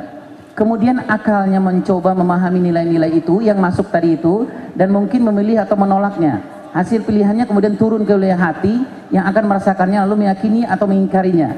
Jika ia meyakininya maka ia akan menghendakinya dan kehendak itu menjadi tekad, setelah itu memutuskan untuk melakukannya. Ini kesimpulannya ya. Akal memilih, ya, hati memutuskan, fisik melakukan. Jadi ayah, kita melihat kalau ayah support dengan TV, nanti di anak kita akan melakukan apa semua yang ada TV karena tidak ada intervensi pengasuhan dari ayah dan ibunya. Nah, untuk mengajarkan 9 yang tadi itu kita memahami tahap perkembangan perilaku. Nggak bisa ibu mengajarkan anti syirik, jangan syirik kepada anak kita kalau ibu dan ayah tidak memahami anak ibu dan ayah. Ya, nggak bisa mengajarkan bagaimana sabar ke anak kalau kita nggak memahami bagaimana umurnya anak. Anak TK, ibu sampai jungkir balik mengatakan baca ayat, baca hadis, dia nggak bisa sabar ibu karena dia nggak paham itu, gitu ya. Ayah atau bunda di usia TK, ayah buka banyak kitab, buka kitab di seluruh depan anak TK, dia bilang ayah sakit itu, ibu sakit, gitu ya. Lama-lama dia robek-robek buku itu karena nggak pas dengan perkembangan itu. Nah, kemudian ini perilaku. Ini yang kita pahami, 0 sampai 10 tahun. Anak memperlihatkan perilaku lahiriah bersifat formal, kemudian perilaku tidak mengakar pada kesadarannya sehingga bersifat tidak tetap dan mudah berubah. Perilaku dipengaruhi lebih banyak faktor eksternal. Ini yang paling penting untuk 9 tadi itu. Anak 0 sampai 10 tahun yang lebih banyak datang dari eksternal, dari luar. Jadi intinya 0 sampai 10 tahun itu lakukanlah pengasuhan diprotek dalam tanda petik. Karena yang dominan nanti eksternal.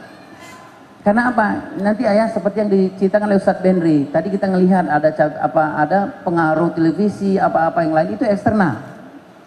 Anak umur 5 tahun dia nonton Spider-Man, kemudian itu kan eksternal. Dia nggak tahu lantai itu 19 ke bawah itu patah. Tapi dia coba untuk meloncat dan meninggal. Itu eksternal. Kenapa Spider-Man yang masuk ke otaknya, yang bertahan di otaknya? Karena bilah-bilah otak anak 5 tahun itu banyak disediakan oleh Allah Subhanahu wa taala, tapi ayahnya tidak mengisinya dengan cerita Rasulullah, cerita sahabat, cerita sahabiah. Kita bahas tadi pagi, tadi siang, tadi malam dan kemarin siang. Jadi apa kewajiban Bapak untuk 9 Secret of Luqman ini? Isi otak anak kita dengan cerita Rasulullah dan cerita sahabat. Ibu khusus anak perempuan tambahlah isi dengan cerita sahabiah. Ini nggak ada negosiasi. Di dalam pekerjaan kami ini kita dalam tanda petik hukumnya wajib. Ibu mau ceritakan tentang sahabiah, nanti akan terlihat anak di akil balik, anak perempuan kita, gitu ya, diperbalik dan akil balik. Oke, kita teruskan. Penilaian anak bersifat egosentris. Anak 0 sampai 10 tahun itu egosentris. Jadi kalau mengatakan menghormati ibumu, sabarlah kamu diawasi oleh Allah. Caranya gimana? Jangan menurut kita, tapi menurut anak. Karena umur ini lagi egosentris, bukan egois. Egosentris itu gimana, Ibu? Segala sesuatu di dunia ini kalau ada apa-apa menurut anak izinnya harus sama dia dulu. Dan gitu ya. Kalau ibu mau beli apa, anaknya bilang 0 sampai 10 tahun. Kok beli itu? Kok nggak ngasih tahu aku? Gitu ya. Padahal nggak perlu juga kasih tahu dia. Gitu. Jadi mengajarkan yang 9 ini apa? 2 pegangan. Jangan ayah ibu oriented, tapi adalah anak oriented, gitu ya Bu ya. Oke. Pendekatan yang diutamakan apa Ibu? Pengarahan. Pengarahan itu apa? Kalau dia salah, larang. Kalau dia dilarang. Karena nanti Ustadz Bendi menambahkan di dalam surat Luqman dan di beberapa persoalan parenting itu selalu itu ada kata menafikan. Jangan gitu ya. Jadi ibu jangan pernah takut untuk melarang anak-anak. Kalau ada konsep mengatakan jangan sering mengatakan larang ke anak-anak, itu menurut kita dalam kajian kita itu enggak pas. Jadi apa yang kita kerjakan? Larang, karena ini umur tauhid ini Bu. Ini umur nggak boleh abu-abu. Di umur 0 sampai 10 tahun ini nggak boleh abu-abu Ibu. Cuman ibu atau ayah mengatakan larang, tapi jelaskan yang benar seperti apa. Anak 0 sampai 10 tahun ini value yang pertama di Luqman. Dia nonton TV, maghrib, kita udah bilang, nak maghrib. Terus katakan, sebentar ma, ini lagi asik nih. Ini ibu gimana? Larang sudah, gitu. Kalau dia nggak mau larang gimana? Bilang apa? Ambil remote-nya, matiin. Dan tunjukkan yang benar seperti apa. Walaupun ayah dan bunda dalam penanaman 9 value ini nggak bisa tiba-tiba. Nggak bisa kalau orang Betawi bilang nggak bisa ujuk-ujuk. Langsung berubah gitu nggak bisa. Ya, oke.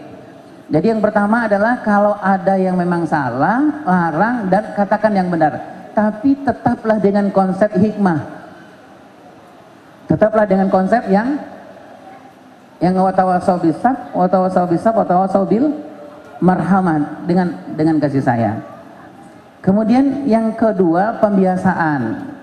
Ibu, pembiasaan. Jadi memang nggak bisa kalau ibu anak kita melakukan sesuatu yang benar, nah dipegang yang benar itu, kemudian diulang-ulang Ibu, diulang-ulang. Sehingga apa? Fitrahnya anak 0 sampai 10 tahun itu dia menolak sesuatu yang negatif. Itu dulu yang kita pegang. Yang membuat anak kita negatif itu adalah karena fasilitas ini kita biarkan. Anak itu kan menolak, otak anak itu menolak segala sesuatu yang negatif sebenarnya. Nah persoalannya yang positifnya jarang kita masukkan, yang negatif masuk, gitu Ibu. Ya. Oke. Kemudian kita teruskan keteladanan. Di umur 0 sampai 10 tahun, 9 value tadi itu lagi-lagi kita katakan nggak bisa tanpa modeling.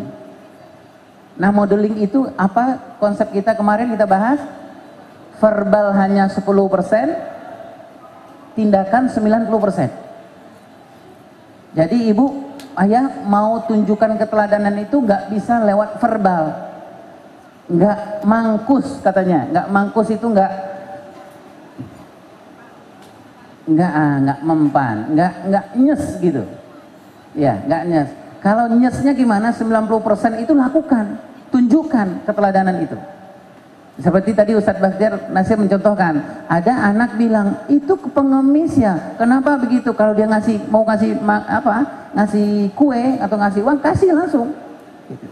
Seperti Bunda Niswa tanyakan, anak ada pengemis, itu gimana menurut peraturan undang-undang Pemda? Nggak boleh gitu. Anak nggak ngerti, anak TK nggak ngerti urusan Pemda, gitu.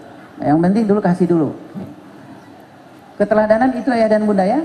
Tadi wala tusyrik billah atau apa Ustaz, wala tusair khaddaqal linnas wala tamshi fil ardi malaha umarha, itu semua adalah modelnya. Yang pertama adalah konsisten. Ya, yang kedua adalah value. Ibu dan ayah nggak bisa menjadi model kalau nggak konsisten berdua. Nah, diskusi kita kemarin gitu Ustaz ya. Apa yang jadi masalah menjadi keteladanan ini kalau ibu dan ayahnya nggak kompak, nggak konsisten. Nah, contohnya begini, wala tusyrik billah itu. Contoh sederhana nih. Ayahnya bilang, Dek, udah maghrib, TV-nya dimatiin dulu, azan. Kata ibunya, sebentar ya, ini kan penting banget nih. Gitu. Ibu dan anaknya nonton. Ini berdua masalah ini. Di rumah pasti susah untuk jadi model. Kenapa anak 0 sampai 10 tahun bermasalah? Karena bukan persoalan yang lain, karena berdua nggak kompak. Karena berdua sama-sama nggak punya pola yang sama sebenarnya gitu. Itu jadi persoalan ke anak-anak kita. Ya. Pengakuan ketika anak melakukan yang benar, ini pentingnya ya. Kalau misalnya besok itu dia bilang azan, kemudian dia matiin TV-nya, ibu jangan diam aja. Ibu bilang Allahu Akbar, subhanallah, nggak terdengar suara TV, terdengar suara azan sekarang. Sini ibu peluk nak. Gitu. Jadi kalau dia udah dia azan, dia matiin TV-nya. Ibu diam aja. Kata ayahnya, "Ma, mbok ya dipuji anakmu." Allah, biasa aja gitu. Nah, ini nggak pas untuk penanaman yang 9 value tadi itu. Memberikan konsekuensi saat anak melanggar kesepakatan. Nah, kenapa ini kita katakan? Karena usia 0 sampai 10 tahun itu adalah usia tauhid, usia yang bukan abu-abu ibu. Bukan abu-abu. Jadi kalau ayah dan ibu mau menjadikan anak hebat di umur 0 sampai 10 tahun, keduanya harus dalami agama berdua. Gak usah target sedalam-dalamnya, tidak, tapi berproses gitu. Karena di umur 0 sampai 10 tahun semua moment of parenting itu, momen untuk menanamkan 9 secret itu nggak akan datang lagi di umur 11, 12, 13, 14 dan selanjutnya. Gitu ibu ya. Jadi 0 sampai 10 tahun nggak boleh main-main. Kita teruskan 10, 11 sampai 15. Sejalan dengan perkembangan intelektualnya, ini sudah mulai rasional ini. Baik dan buruknya sudah. Anak memperlihatkan keluasan, sudah bisa diajak untuk berbicara, ya. Penilaian baik dan buruk mulai lepas sifat ego, sudah berpindah dengan fakta dan data. Jadi seperti Ustadz Benri katakan tadi itu, kenapa ada agama apa Ustadz? Cibi-cibi gitu, penasihatnya cibi-cibi itu apa yang lain itu kenapa? Karena ketika anak mau bergeser dari egosentrisnya, dia mau untuk tahapan di mana dia membutuhkan mana yang baik, mana yang buruk. Bapak dan ibunya nggak hadir sebagai patokan untuk mengatakan ini baik, nah ini buruk, nah. Ini di umur ini, umur baik dan buruknya. Dia udah mulai tahu nih, udah mulai ngeh dia. Nah, cuman persoalannya adalah orang luar, televisi, grup-grup dari luar itu lebih mendominasi untuk mengatakan yang benar nih ini, yang baik itu ini. Nah, maka lahirlah agama cibi-cibi, agama smash dan lain-lain itu. Kenapa itu? Karena ayah dan ibunya enggak memasukkan yang tadi dibahas oleh Ustaz. Ya, ada agama Allah, agama orang tua. Perilakunya, matiin aja dulu. Ustaz mau duduk. Perilakunya mulai masuk tahapan kebiasaan. Oke, pendekatan yang utamakan 11-15 apa? Menanamkan nilai melalui dialog yang bertujuan meyakinkan. Jadi kalau mau 9 secret tadi itu, anak 11-15 ini udah bisa dialog nih Bu. Sudah bisa dialog, ya. Tadi saya mengatakan kalau kita paksa ini, itu bisa aja tapi nggak bertahan lama. Karena apa? Dia butuh dialog nih di umur ini, ya. Bimbing bukan instruksi, libatkan bukan dipaksa. Nah, ya. Kemudian tahap ketiga, 15 tahun ke atas, kontrol internal atas perilaku. 15 tahun ke atas ini kalau istilahnya di ISQ itu ada yang kita sebut dengan God spot, titik Tuhan gitu ya. Jadi 15 tahun ke atas ini sebenarnya banyak sekali bertebaran di diri anak kita, titik Tuhan itu. Karena kalau kita lihat tahap perkembangan dalam Tarbiyatul Aulad fil Islamiyah, tahun 15 tahun ke atas ini tahun yang paling tinggi produktifnya. Puncak umur itu di dalam pendidikan dalam Islam, puncak umur dalam Islam itu 15 tahun. 15, 16, 17 tahun. Jadi ini semua kekuatan internal ini kuat ini. Nah, cuman persoalannya adalah anak-anak tidak akan menemui umur puncaknya di umur 15-16 tahun ketika 15 tahun ke bawah ayah dan ibunya nggak memberikan apa-apa. Ya. Saya kok ditinggal sendiri nih. Sebenarnya pemain utamanya berdua ini. Ya. Ya. Kalau saya selesai gimana? Siapa yang ngisi? Bu Fitri bisa gantiin? Ya. Oke, Ustaz. Kita teruskan ya. Menguatnya kesadaran akan nilai-nilai. Jadi ayah, bunda, 9 value tadi itu sebenarnya akan memenuhi puncaknya itu di umur 15-16 tahun. Jadi kalau misalnya apa? Contohnya, wala tusyrik billah, wala tusa'ir khaddaka linnas, wala tamshi fil ma'ruf, itu sebenarnya sudah bisa anak 15 tahun itu sudah intinya sudah muncul tuh di dalam dirinya dia. Tapi syaratnya di umur sebelumnya kita menanamkannya lebih dahulu. Pemain utamanya udah datang. Ya, oke. Ya. Tanggung jawab yang tinggi kepada Allah yang menyebabkan menjadi sangat peka untuk semua perilakunya dan memiliki tanggung jawab moral yang tinggi. Tadi saya mengatakan usia puncak produktif Tarbiyatul Aulad itu 15, 16, 17. Intinya di umur 15, 16 sebenarnya sudah banyak tanggung jawab yang bisa kita berikan kepada anak-anak kita. Oke, mungkin gitu aja Ustaz karena sudah datang pemain utamanya. Jadi intinya tadi 9, kalau di saya 9 value tadi itu cara menanamkannya adalah dengan memahami tiga tahapan tadi itu. Gitu Bu ya, 3 tahapan. Itu mungkin dari saya. Ya, saya aja jadi host Ustaz. Gitu. Biar pertanyaan diarahkan ke berdua ini.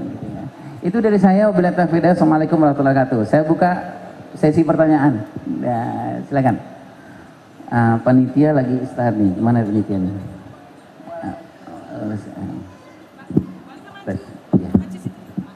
Pelangi, ayo pelangi minumnya ntar dulu. Pelangi yang ini mic.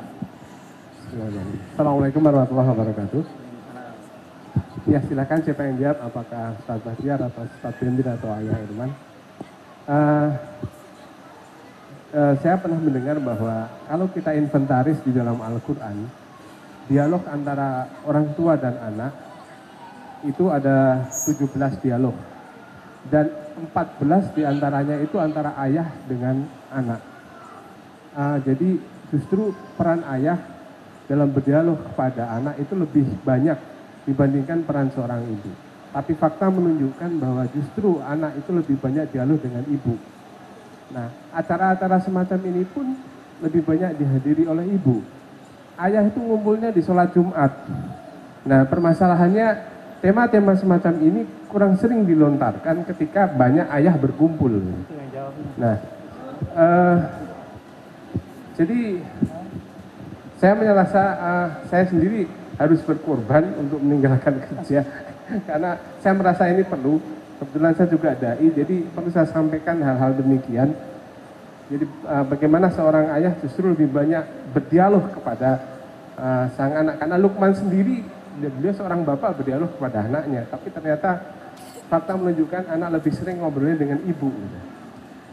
Saya pernah mendengarkan dari video Ustadz Bendri ya, bahwa anak sekarang itu usia psikologisnya itu separuh dari usia biologis gitu Ustadz ya.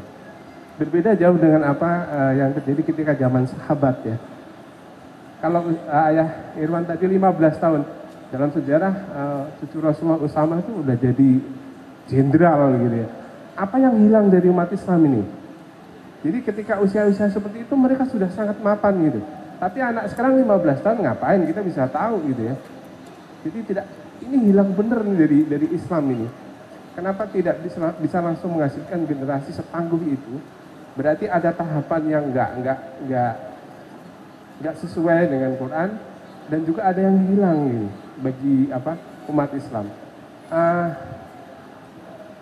Oleh sebab itu hal-hal ini perlu digali lagi dengan tahapan-tahapan di mana Rasulullah SAW mengajarkan kepada sahabat sehingga memunculkan generasi yang luar biasa. Ini yang hilang dari umat Islam. Saya kira itu Ustaz. Mungkin silakan dijawab oleh siapa aja. Silakan. Iya Ustaz. Saya nanti akan dijawab oleh yang berkompetensi dua orang. Saya menceritakan ini aja Ustaz. Tadi sholat Jumat Ustaz Bakhtiar Nasir yang khutbah. Khutbahnya judulnya Ayah Hebat. Jangan jadi ayah gagal di masjid dekat bandara itu Ustaz. Nurul Huda. Nah saya makmum, di samping saya ada seorang ayah gitu.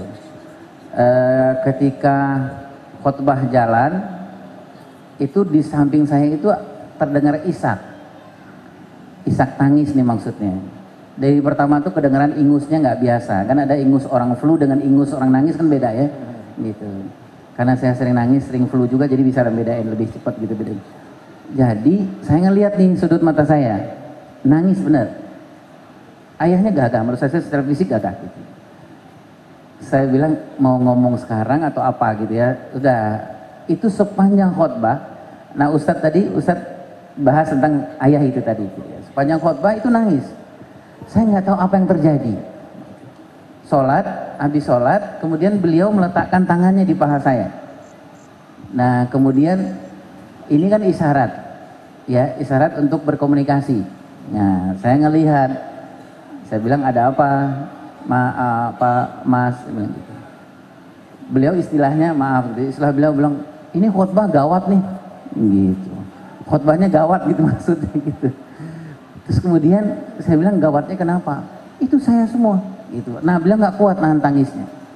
Saya selama ini khutbah Jumat itu saya tidur Pak. Ini kali saya baru nangis gitu. Dan beliau ceritalah bahwa begitu dia sudah mengkhianati anaknya dan mengkhianati istrinya gitu. Kenapa? Karena yang tadi itu ayah, dia nggak mengerti apa yang harus dia lakukan sebagai seorang ayah gitu. Nah itu persoalan besar kita sekarang di Indonesia. Nah itu sekedar testimoni aja. Nah intinya beliau yang jawab. Saya tambahkan. Iya. Yang tadi disebutkan itu memang ada di dalam tesisnya Sarah binti Halil Al-Muttahir Ad-Dakhili. Ya, beliau nulis tesisnya judulnya Hiwarul Aba Ma'al Abna fil Qur'anil Karim wa Tatbiqatuhu Tarbawiyah. Dialog antara ortu dan anak dalam Al-Quran dan aplikasinya dalam dunia pendidikan. Walaupun memang masih mentah bahannya, tapi analisisnya menarik. Kalau saya pernah baca gitu. Memang ada 14 dialog ayah dan anak, 2 dialog ibu dan anak, 1 dialog ortu tanpa nama dengan anaknya. Terjadi fenomena saat ini ayah jarang dialog, itu memang pasti ada banyak faktor.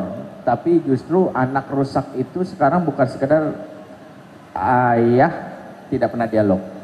Ada 2 faktor ya kenapa anak tuh sekarang cenderung melawan orang tua ketika remaja. Yang pertama adalah hilangnya emotional bonding di masa kecil. Ibu terlalu cepat menyapih sebelum 2 tahun, belum sempat dibelai, ASI-nya dipenuhi, badannya subur tapi jiwanya kosong. Ya. Ayah menyerahkan di umur 2 tahun, yang lebih banyak di scan adalah wajah pembantu, supir atau orang lain. Sehingga tidak ada, sehingga anak wanita tidak dekat dengan ayahnya di umur 0 sampai 5 tahun, cenderung ketika remaja jatuh ke pelukan lelaki lain. Bahkan waktu kami sempat ke Malaysia, diskusi dengan salah seorang profesor kami di sana, di Malaysia, anak wanita tidak dekat dengan ayahnya di umur 0 sampai 5 tahun, kalau dia menikah cenderung dia memilih untuk, kalau konflik, memilih menggugat cerai suaminya atau selingkuh dengan lelaki lain. Sehingga anak tidak dekat dengan ayah cenderung tidak menghargai sosok suami. Keluarlah kalimatnya, semua lelaki itu brengsek karena tidak dekat dengan sosok ayah. Ini pertama, makanya kenapa 0 sampai 5 tahun masa yang penting. Yang kedua, ini yang terjadi fenomena keluarga saat ini, kenapa anak cenderung melawan? Karena split antara peran orang tua. Ayah fungsinya ar-rijalu qawwamuna 'alan nisa. Makna qawam itu panjang, disebutkan dan Kiwam bil kasrah, Kiwam bil fathah, Abu Bakar Ar-Razi menjelaskannya dengan kalimat sederhana. Intinya qawam itu maknanya menegakkan aturan. Sementara ibu itu di beberapa ulama mengartikannya dari kalimat litaskunu ilaiha sakanul lahum, intinya memberikan rasa nyaman. Sekarang evaluasi di rumah tangga, sekarang ibunya lah yang mengatakan kamu nggak boleh nih, kamu nggak boleh nih, kamu nggak boleh nih. Bapaknya mengatakan boleh. Ketika ini sudah split, ini anak rusak. Karena ibu sudah tidak jadi tempat nyaman. Remaja berpikir ibu gua bawel banget. Seharusnya bapaknya lah, karena di dalam dialog Luqman bapaknya ngomong la tusyrik billah, la tusair khodakalin nas, la tamsyikul ardi marwa. Bapak, karena memang itu fungsi qawam. Kalau sekarang betapa banyak bapak yang mengatakan karena jarang pulang sebagainya, boleh. Nah, kok begitu ya? Aku udah bilang, udahlah boleh. Ini banyak kalau kita sebar. Maka saya mengamati dua hal ini karena saya kebetulan memang menangani banyak kasus remaja. Anak sudah hilang rasa nyaman sama ibunya. Ketika ibu sudah hilang anak tidak percaya kepada ibunya, dampaknya kemana-mana, dia mencari perhatian di luar. Maka ibu, saya sarankan tetaplah fungsi dasarnya memberikan al-wadud. Al-wud, wud itu kalimat dari lebih besar dari al-hub, al-mahabbah, cinta yang teramat dalam, intinya menenangkan. Sehingga kalau bapaknya nggak boleh, sabar ya nak, emang bapak begitu. Kok sekarang kebalik? Sekarang saya pikir dua itu dulu. Nah, makanya kenapa peran ayah ini disebutkan oleh Dr. Ali Al-Qaumi dengan dua kata. Selama ini pepatahnya al-ummu madrasatul ula, belum berhenti kata beliau. Yang benar al-ummu madrasatul ula wal abu mudiruha. Ibu madrasah pertama seorang anak dan ayah adalah kepala sekolahnya. Jalani fungsi kepala sekolah 4. Pertama, pas sekolah memang jarang datang. Maaf nih yang pas sekolah jangan tersinggung. Maksudnya jarang ketemu anak. Tapi punya 4 fungsi. Pertama, fungsinya menyamankan sekolah. Sekolah dibikin nyaman, gurunya nggak was-was, insya Allah makanya ngajarnya nggak sambilan. Jadilah anak yang sambal-sambelan, 29 kan gitu. Makanya serius ngajarnya, sehingga kalau istrinya resah, bapaknya mengatakan kamu gak usah khawatir. Nanti itulah fungsi suami. Yang kedua adalah fungsi pas sekolah menetapkan visi dan misi sekolah. Ibrahim punya visi misi di surat Ibrahim ayat 35, 36, 37. Ya Rabbi innahun lana katsiran minan nas faman tabina fa innahu minni wa man asani fa innaka ghafurur rahim. Rabbana inaskantu min dzurriyyati biwadin. Panjang, silakan baca. Yang keempat, fungsi pas sekolah melakukan evaluasi. Yang keempat, melakukan eksekusi langsung. Kalau anak sulit diatur, itu pas sekolah. Maka para ayah di tengah kesibukan, ya jadilah ayah kepala sekolah. Karena kalau ayah kerjanya cuma ngurus genteng bocor, keran hilang, nih ayah penjaga sekolah. Ya, karena banyak. Naikkan upgrade-nya jadi kepala sekolah. Saya pikir itu Ustaz, silakan tambah Ustaz. Sudah cukup ya. Mungkin tekanan saya kepada ini tadi, di zaman sahabat anak-anak usia 15 tahun sudah menjadi orang hebat. Sampailah lahir katakanlah Ibnu Abbas, ya, kemudian Ibnu Umar, lalu kemudian Salahuddin Al-Ayyubi, kemudian Muhammad Al-Fatih. Kalau di Indonesia saya kira nggak usah jauh-jauh, saya ambil dari Sumatera Barat dulu deh. Ya, walau Sumatera Barat sebetulnya banyak terinspirasi dari Aceh juga. Walau pembesar dari Aceh masuknya Islam ke Indonesia, itu kan orang-orang hebat sebetulnya. Jadi kalau kita lihat dari budaya, Bismillahirrahmanirrahim. Pertama memang yang membuat anak kita bisa melakukan lompatan besar itu tauhid. 3 kata kunci yang selalu saya jadikan dasar dalam materi saya. Mungkin ini bisa disebut sebagai eksperimen, Mas. Kita bertiga ini sebetulnya nggak hebat-hebat banget. Ini juga sebetulnya lagi belajar dari kegagalan sebetulnya. Bahwa Anda juga insya Allah jadi ayah hebat. Ini kita duduk bertiga sebetulnya juga galau. Ini situasi kok kayak begini gitu ya. Ini mesti apa yang salah? Ini bapak deh kayaknya yang salah. Artinya di ruangan ini kalau ada orang yang paling merasa bersalah sebetulnya ya kita ini awalnya. Kemudian mau berubah. Tadi ngobrol di belakang sama bapak-bapak tuh. Ceritanya mantan Bupati Kelungkung. Udah kita bina masyarakatnya, kita layani, kita datangkan ke masjid. Pemilih yang pro kita tuh di atas 68% tapi di bawah 70%. Saya nggak puas karena mestinya 90%. Terus masalahnya di mana? Hanya gara-gara 50.000, 100.000 habis. Sama dengan kualitas orang Indonesia kalau di Arab Abu Khamsin. 50 real bayarannya orang Indonesia begitu. Nah, bagaimana sih caranya nih merubah ini semua?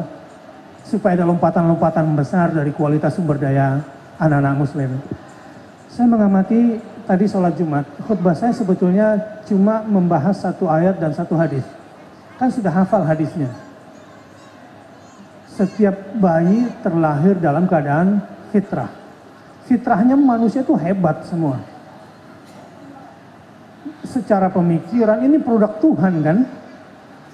Yang membuat produk Tuhan yang tadinya hebat menjadi jelek ini orang tuanya. Meyahudikannya, menasranikannya dan memajusikannya. Nah, fitrah yang harus kita jaga supaya anak-anak kita hebat gitu ya. Walaupun anak saya nggak hebat-hebat banget gitu. Saya juga lagi terus bereksperimen. Terus bereksperimen dengan ayat Allah, insya Allah nggak salah gitu. Karena kita sekarang lagi nggak punya model. Maka saya berterima kasih dan saya salut dengan bapak-bapak yang mau duduk seperti ini. Dan kita udah sepakat kita harus mengkader ini kelihatannya kader-kader muda supaya khutbah Jumatnya tentang fathering, tentang keayahan. Kasus yang seperti tadi waktu sholat Jumat, saya mau cuma cerita 2. Orang tuanya lah yang meyahudikan, merusak fitrah anaknya. 3 fitrah anak dasarnya kalau kita tanamkan baik-baik. A'udzubillahi minasyaitonirrajim. Am kuntum syuhada idh hadara Ya'qubal maut idh qala li banihi ma ta'buduna min ba'di qalu na'budu ilahak wa ilaha abaik Ibrahim wa Ismail wa Ishaq ilaha wahida wa nahnu lahu muslimun. Para ayat. Kalau ingin jadi ayah hebat, buat anakmu bangga kepadamu. Tapi jangan bangga kalau sama ayah enak. Kenapa? Jajannya banyak.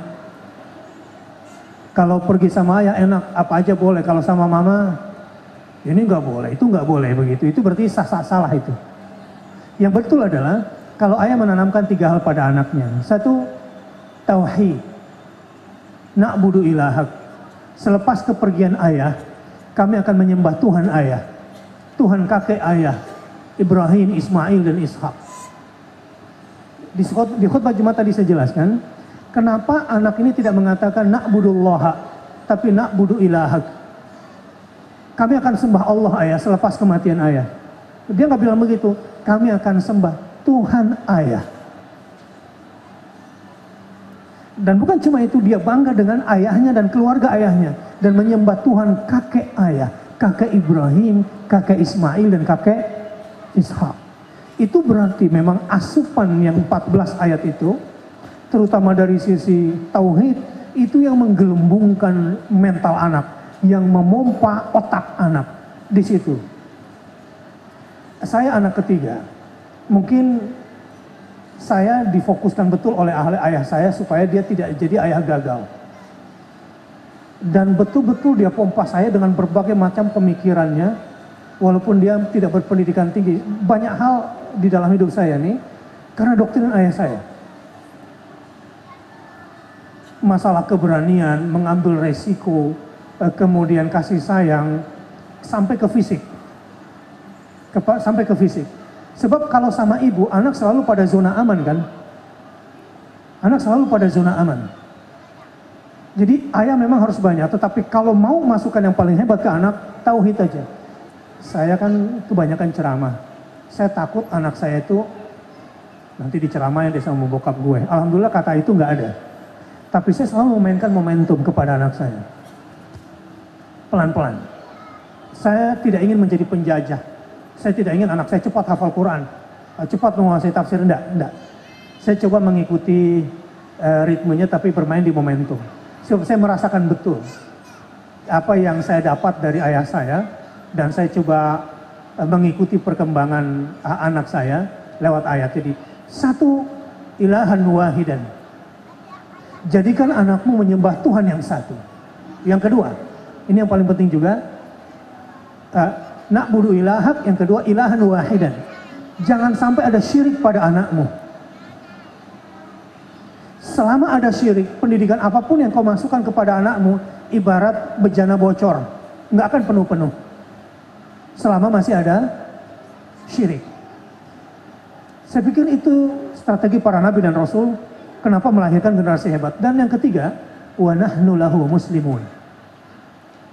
Ayah, kami bukan cuma mentauhidkan Allah, kami bukan cuma tidak ingin syirik kepada Allah, tetapi kami akan taat sepenuhnya kepada syariat Allah dan syariat ayah.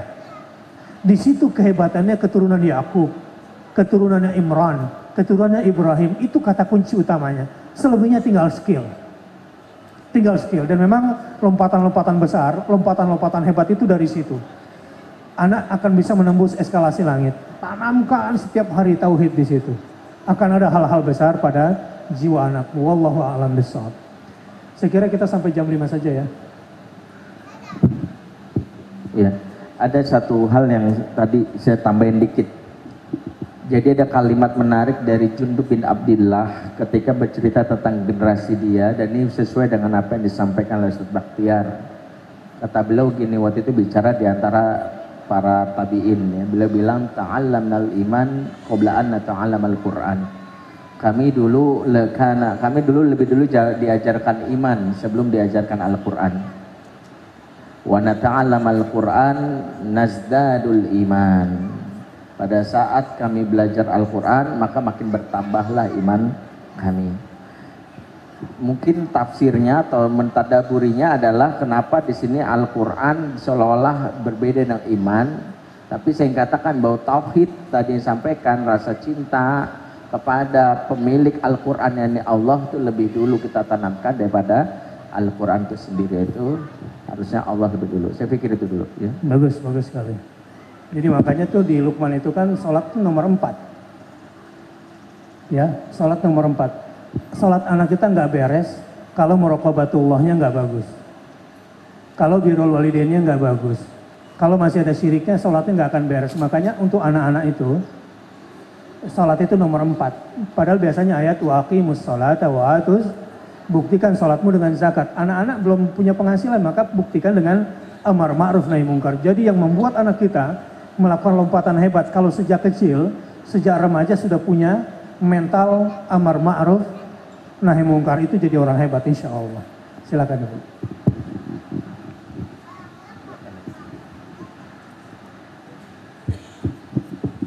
Bismillahirrahmanirrahim. Assalamualaikum warahmatullahi wabarakatuh. Waalaikumsalam. Ustadz, saya hanya mau nanya sedikit saja. Selama ini yang dibicarakan ayah dan ayah dalam rumah tangga. Bagaimana kalau dalam rumah tangga itu tidak ada figur ayah? Apa yang harus dilakukan dan bagaimana mengajarkan anak agar ada figur ayah dalam rumah tangga ibu, meskipun dalam rumah tangga itu hanya ada ibu saja. Terima kasih.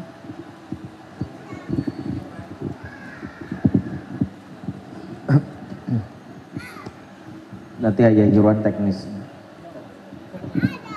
Iya, ada dua memang ke situasi di mana ibu atau anak tidak memiliki ayah. Bisa jadi ibunya bercerai atau ayah meninggalkan gitu ya. Tentang hal ini juga Allah kisahkan tentang wanita single parent, yaitu Hannah binti Fakhud ya, di dalam Al-Quran, yaitu disebutkan istri dari Imran. Singkat kata begini ibu, dua model pengasuhan ketika ayah itu tidak ada adalah dengan dua metode, yaitu pertama secara tidak langsung. Secara tidak langsung itu pertama adalah lewat kisah, di mana ibu dari awal memang mau tidak mau jangan pernah curcol tentang suami ke anak. Jangan kayak bapakmu tuh, memang nggak pantas banget ditiru itu. Anaknya sejak awal ditanamkan kebencian kepada tentang ayahnya karena mungkin ibunya bercerai, single parent, ini berdampak juga terhadap bagaimana penghargaannya terhadap sosok ayah. Ya. Atau yang kedua adalah dengan mencari ayah pengganti. Ini dilakukan oleh Maryam ya, dan memang sebelumnya sudah jauh hari diputuskan bagaimana Imran sudah memilih sebenarnya siapa yang akan mengasuh, yang mana Maryam. Hannah binti Fakhud meneruskan, yaitu ketika Maryam diasuh oleh Nabi Zakaria alaihissalam. Muhammad ayahnya wafat juga keayahannya tidak berhenti. Kenapa saya katakan begini? Ini ayah itu menjadi penting secara walaupun secara langsung dan tidak langsung karena mempengaruhi juga karakter. Penelitian dari Profesor Gregory Slayton bahwa 75% perilaku seksual anak itu dipengaruhi oleh sosok ayah. Kalau ayah tidak ada ke anak laki-laki cenderung jadi feminim, anak laki-lakinya cikal bakal gay. Yang kedua, kalau ayah tidak ada di anak perempuan cenderung jadi tomboy dan cikal bakal lesbi. Contohnya gini aja, kalau ada teman kita yang perilakunya gay atau feminim, cowok dan tomboy, tanya sama dia gimana sosok ayah di masa kecil. Ya biasanya ada masalah. Ya itu saking pentingnya, karena itu salah satunya memang menghadirkan sosok ayah pengganti itu sangat mungkin dilakukan. Nah si ibu bisa dengan tadi pendekatan yang tidak langsung. Ya boleh kawin lagi, walaupun kalau kawin lagi dengan suami yang baru tidak bertemu dengan suaminya yang pertama di surga ya. Kalau nggak kawin lagi bertahan Ustaz. cari pengganti dengan yang mahramnya. Yang mahram misalnya pamannya diminta, misalnya kakeknya diminta, misalnya dititipkan sebagaimana dulu Hannah binti Fakhud kepada Zakaria, pada sosok guru. Ya misalnya bagaimana dulu Abdul Aziz bin Marwan bahkan pernah dia ditugaskan ke Mesir, tidak ingin anaknya Umar bin Abdul Aziz yang bandel ini tidak diasuh oleh ayah, maka dititipkan ke Syekh Sholih bin Kaisan ya, dan itu dilakukan, dan yang menjadi pengasuhnya adalah sosok ayah pengganti, dalam pengertian adalah sosok laki-laki. Muhammad Al-Fatih diasuh juga oleh Syekh Ahmad Qurani dan Ab Syamsuddin. Ada sosok seperti itu. Jadi kalau memang ini karena ibunya tidak ada, bisa lewat tadi sosok di mana lewat kisah atau lewat tadi contoh-contoh, lewat stimulan orang lain yang kita amanahkan. Ya, saya pikir itu dari saya. Mungkin Ustaz bisa nambahkan, Pak Hirwan. Ya, kalau di kajian fathering itu, kajian keayahan dalam Islam itu, anak dari ayah itu butuh dua ibu. Satu dia butuh tokoh, satu dia butuh peran. Satu dia butuh fisik, satu dia butuh psikologis. Nah, kalau secara fisik, sebenarnya anak siap untuk nggak punya ayah secara fisik. Nah, itu banyak sejarahnya. Rasul, Nabi itu nggak punya ayah. Artinya memang secara fisik sebenarnya nggak apa-apa, siap anak-anak. Tetapi yang paling susah itu adalah kehilangan secara psikologis. Nah, karena apa? Karena kehilangan psikologis ini banyak ini. Yang pertama, anak-anak tidak akan nanti terbentuk self esteemnya dia. Jadi bagaimana dia memandang dirinya, itu yang pertama. Yang kedua, dia miskin karakter. Karena karakter itu memang lebih banyak dicontohkan, diajarkan oleh ayah secara psikologis ayah. Gitu. Nah, seperti misalnya gini, di umur 0 sampai 10 tahun itu ada 10 karakter yang memang mutlak kita ajarkan kepada anak kita. terbaiknya ayah memang. Gitu. Nah, jadi terus gimana kajiannya kalau memang ayahnya nggak ada secara fisik? Nah, yang jelas adalah secara psikologis jangan sampai nggak ada. Gimana caranya? Ustadz Benri katakan magang boleh. Ibu misalnya anak ibu apa nih yang kurang ya? Kan ayahnya nggak ada. Anak kita nggak pemberani. Berarti yang harus dimagangkan itu adalah karakter beraninya. Ke siapa? Magang dengan sistem yang tadi itu. Cari yang sama muhrim dengan ibu, Pak D-nya kah atau Pak Le-nya kah atau Ustadz atau siapa yang itu dimagangkan itu. Nah, memegangkan karakter ini sebenarnya ibu nggak usah lama-lama. Yang penting dia ketemu momennya. Kalau dia ketemu momennya, dia dapat bahwa itu berani dan dia lakukan, tinggal kita hanya membiasakan. Nah, kita bahas kemarin siang itu, kemarin malam kita bahas ada 3 cara menanamkan karakter itu kepada anak kita. Dan gitu ya Bu ya. Ceritakan, tadi Ustadz Benri mengatakan ada 2 cara yang paling hebat, bersafar dan storytelling, bercerita gitu. Nah, bersafar itu adalah salah satu, nanti di Luqman dikatakan tadabur alam, tafakur alam itu. Jadi misalnya begini Ibu, banyak membawa anak melihat apa gitu, di luar ya, di luar sana. Jadi sebenarnya terjawab Ibu, yang paling berat itu kalau di Indonesia single parent itu sudah seperti dulu Amerika mengalami di tahun-tahun 80-an. Apa itu? Single parent yang berbahaya itu adalah ketika suami istri itu ada sebenarnya, tetapi yang mengasuh itu hanya satu. Kalau Bu Eli mengatakan pengasuhan patah sayap. Nah, pengasuhan patah sayap inilah yang berbahaya sebenarnya. Lebih berbahaya dari ketika anak ayahnya jelas nggak ada. Gitu. Yang susah itu dan itu tadi itu. Karena di sana nilai nggak jelas. Inkonsisten. Inkonsisten ini adalah musuh utama dalam pengasuhan. Jadi tidak, musuh pertama dalam pengasuhan itu apa? Di rumah tangga yang musuh pertama apa? Nggak sepakat suami dan istri dalam mengasuh anak. Gitu. Nggak ada standar operasionalnya. Manual booknya yang sama tuh nggak ada. Istri kemana, ayah kemana. Itu yang paling berat sebenarnya. Nah, itu yang menyebabkan kita nanti menjadi orang tua durhaka. Karena memang nggak sama prinsipnya. Gitu. Nah, jadi menurut saya 2 itu Bu. Jadi anak butuh fisik, anak butuh psikologis. Itu mutlak dari ayahnya. Nggak dia dapat fisik, nggak apa-apa. Karena anak juga kecenderungannya sekarang nggak dapat fisik. Misalnya ayahnya berangkat jam 6, pulangnya jam 10 malam. Itu 8 jam lebih anak nggak mendapatkan fisik. Tadi jangan sampai anak nggak mendapatkan psikologis. Nah, psikologisnya gimana? Tadi itu Bu, yang tadi kita terangkan 3 tahap perkembangan tadi itu. Gitu Bu ya. Jadi insya Allah nggak apa-apa. Gitu. Cukup saya kira, mudah-mudahan yang sedikit ini bermanfaat. Sebelum saya tutup ada satu closing statement. Broken home, keluarga berantakan itu bukanlah yang bercerai. Broken home sesungguhnya adalah keluarga yang gagal menanamkan nilai-nilai tauhid kepada anaknya. Meskipun anaknya sekolahnya tinggi, status sosialnya tinggi, gajinya tinggi, tetapi tidak dididik kepadanya tauhidullah, itu broken home. Itu keluarga gagal, keluarga berantakan. Mohon maaf atas semua khilaf dan salah. Subhanakallahumma wa bihamdika asyhadu an la ilaha illa anta astaghfiruka wa atubu ilaik. Wassalamualaikum warahmatullahi wabarakatuh. Baik,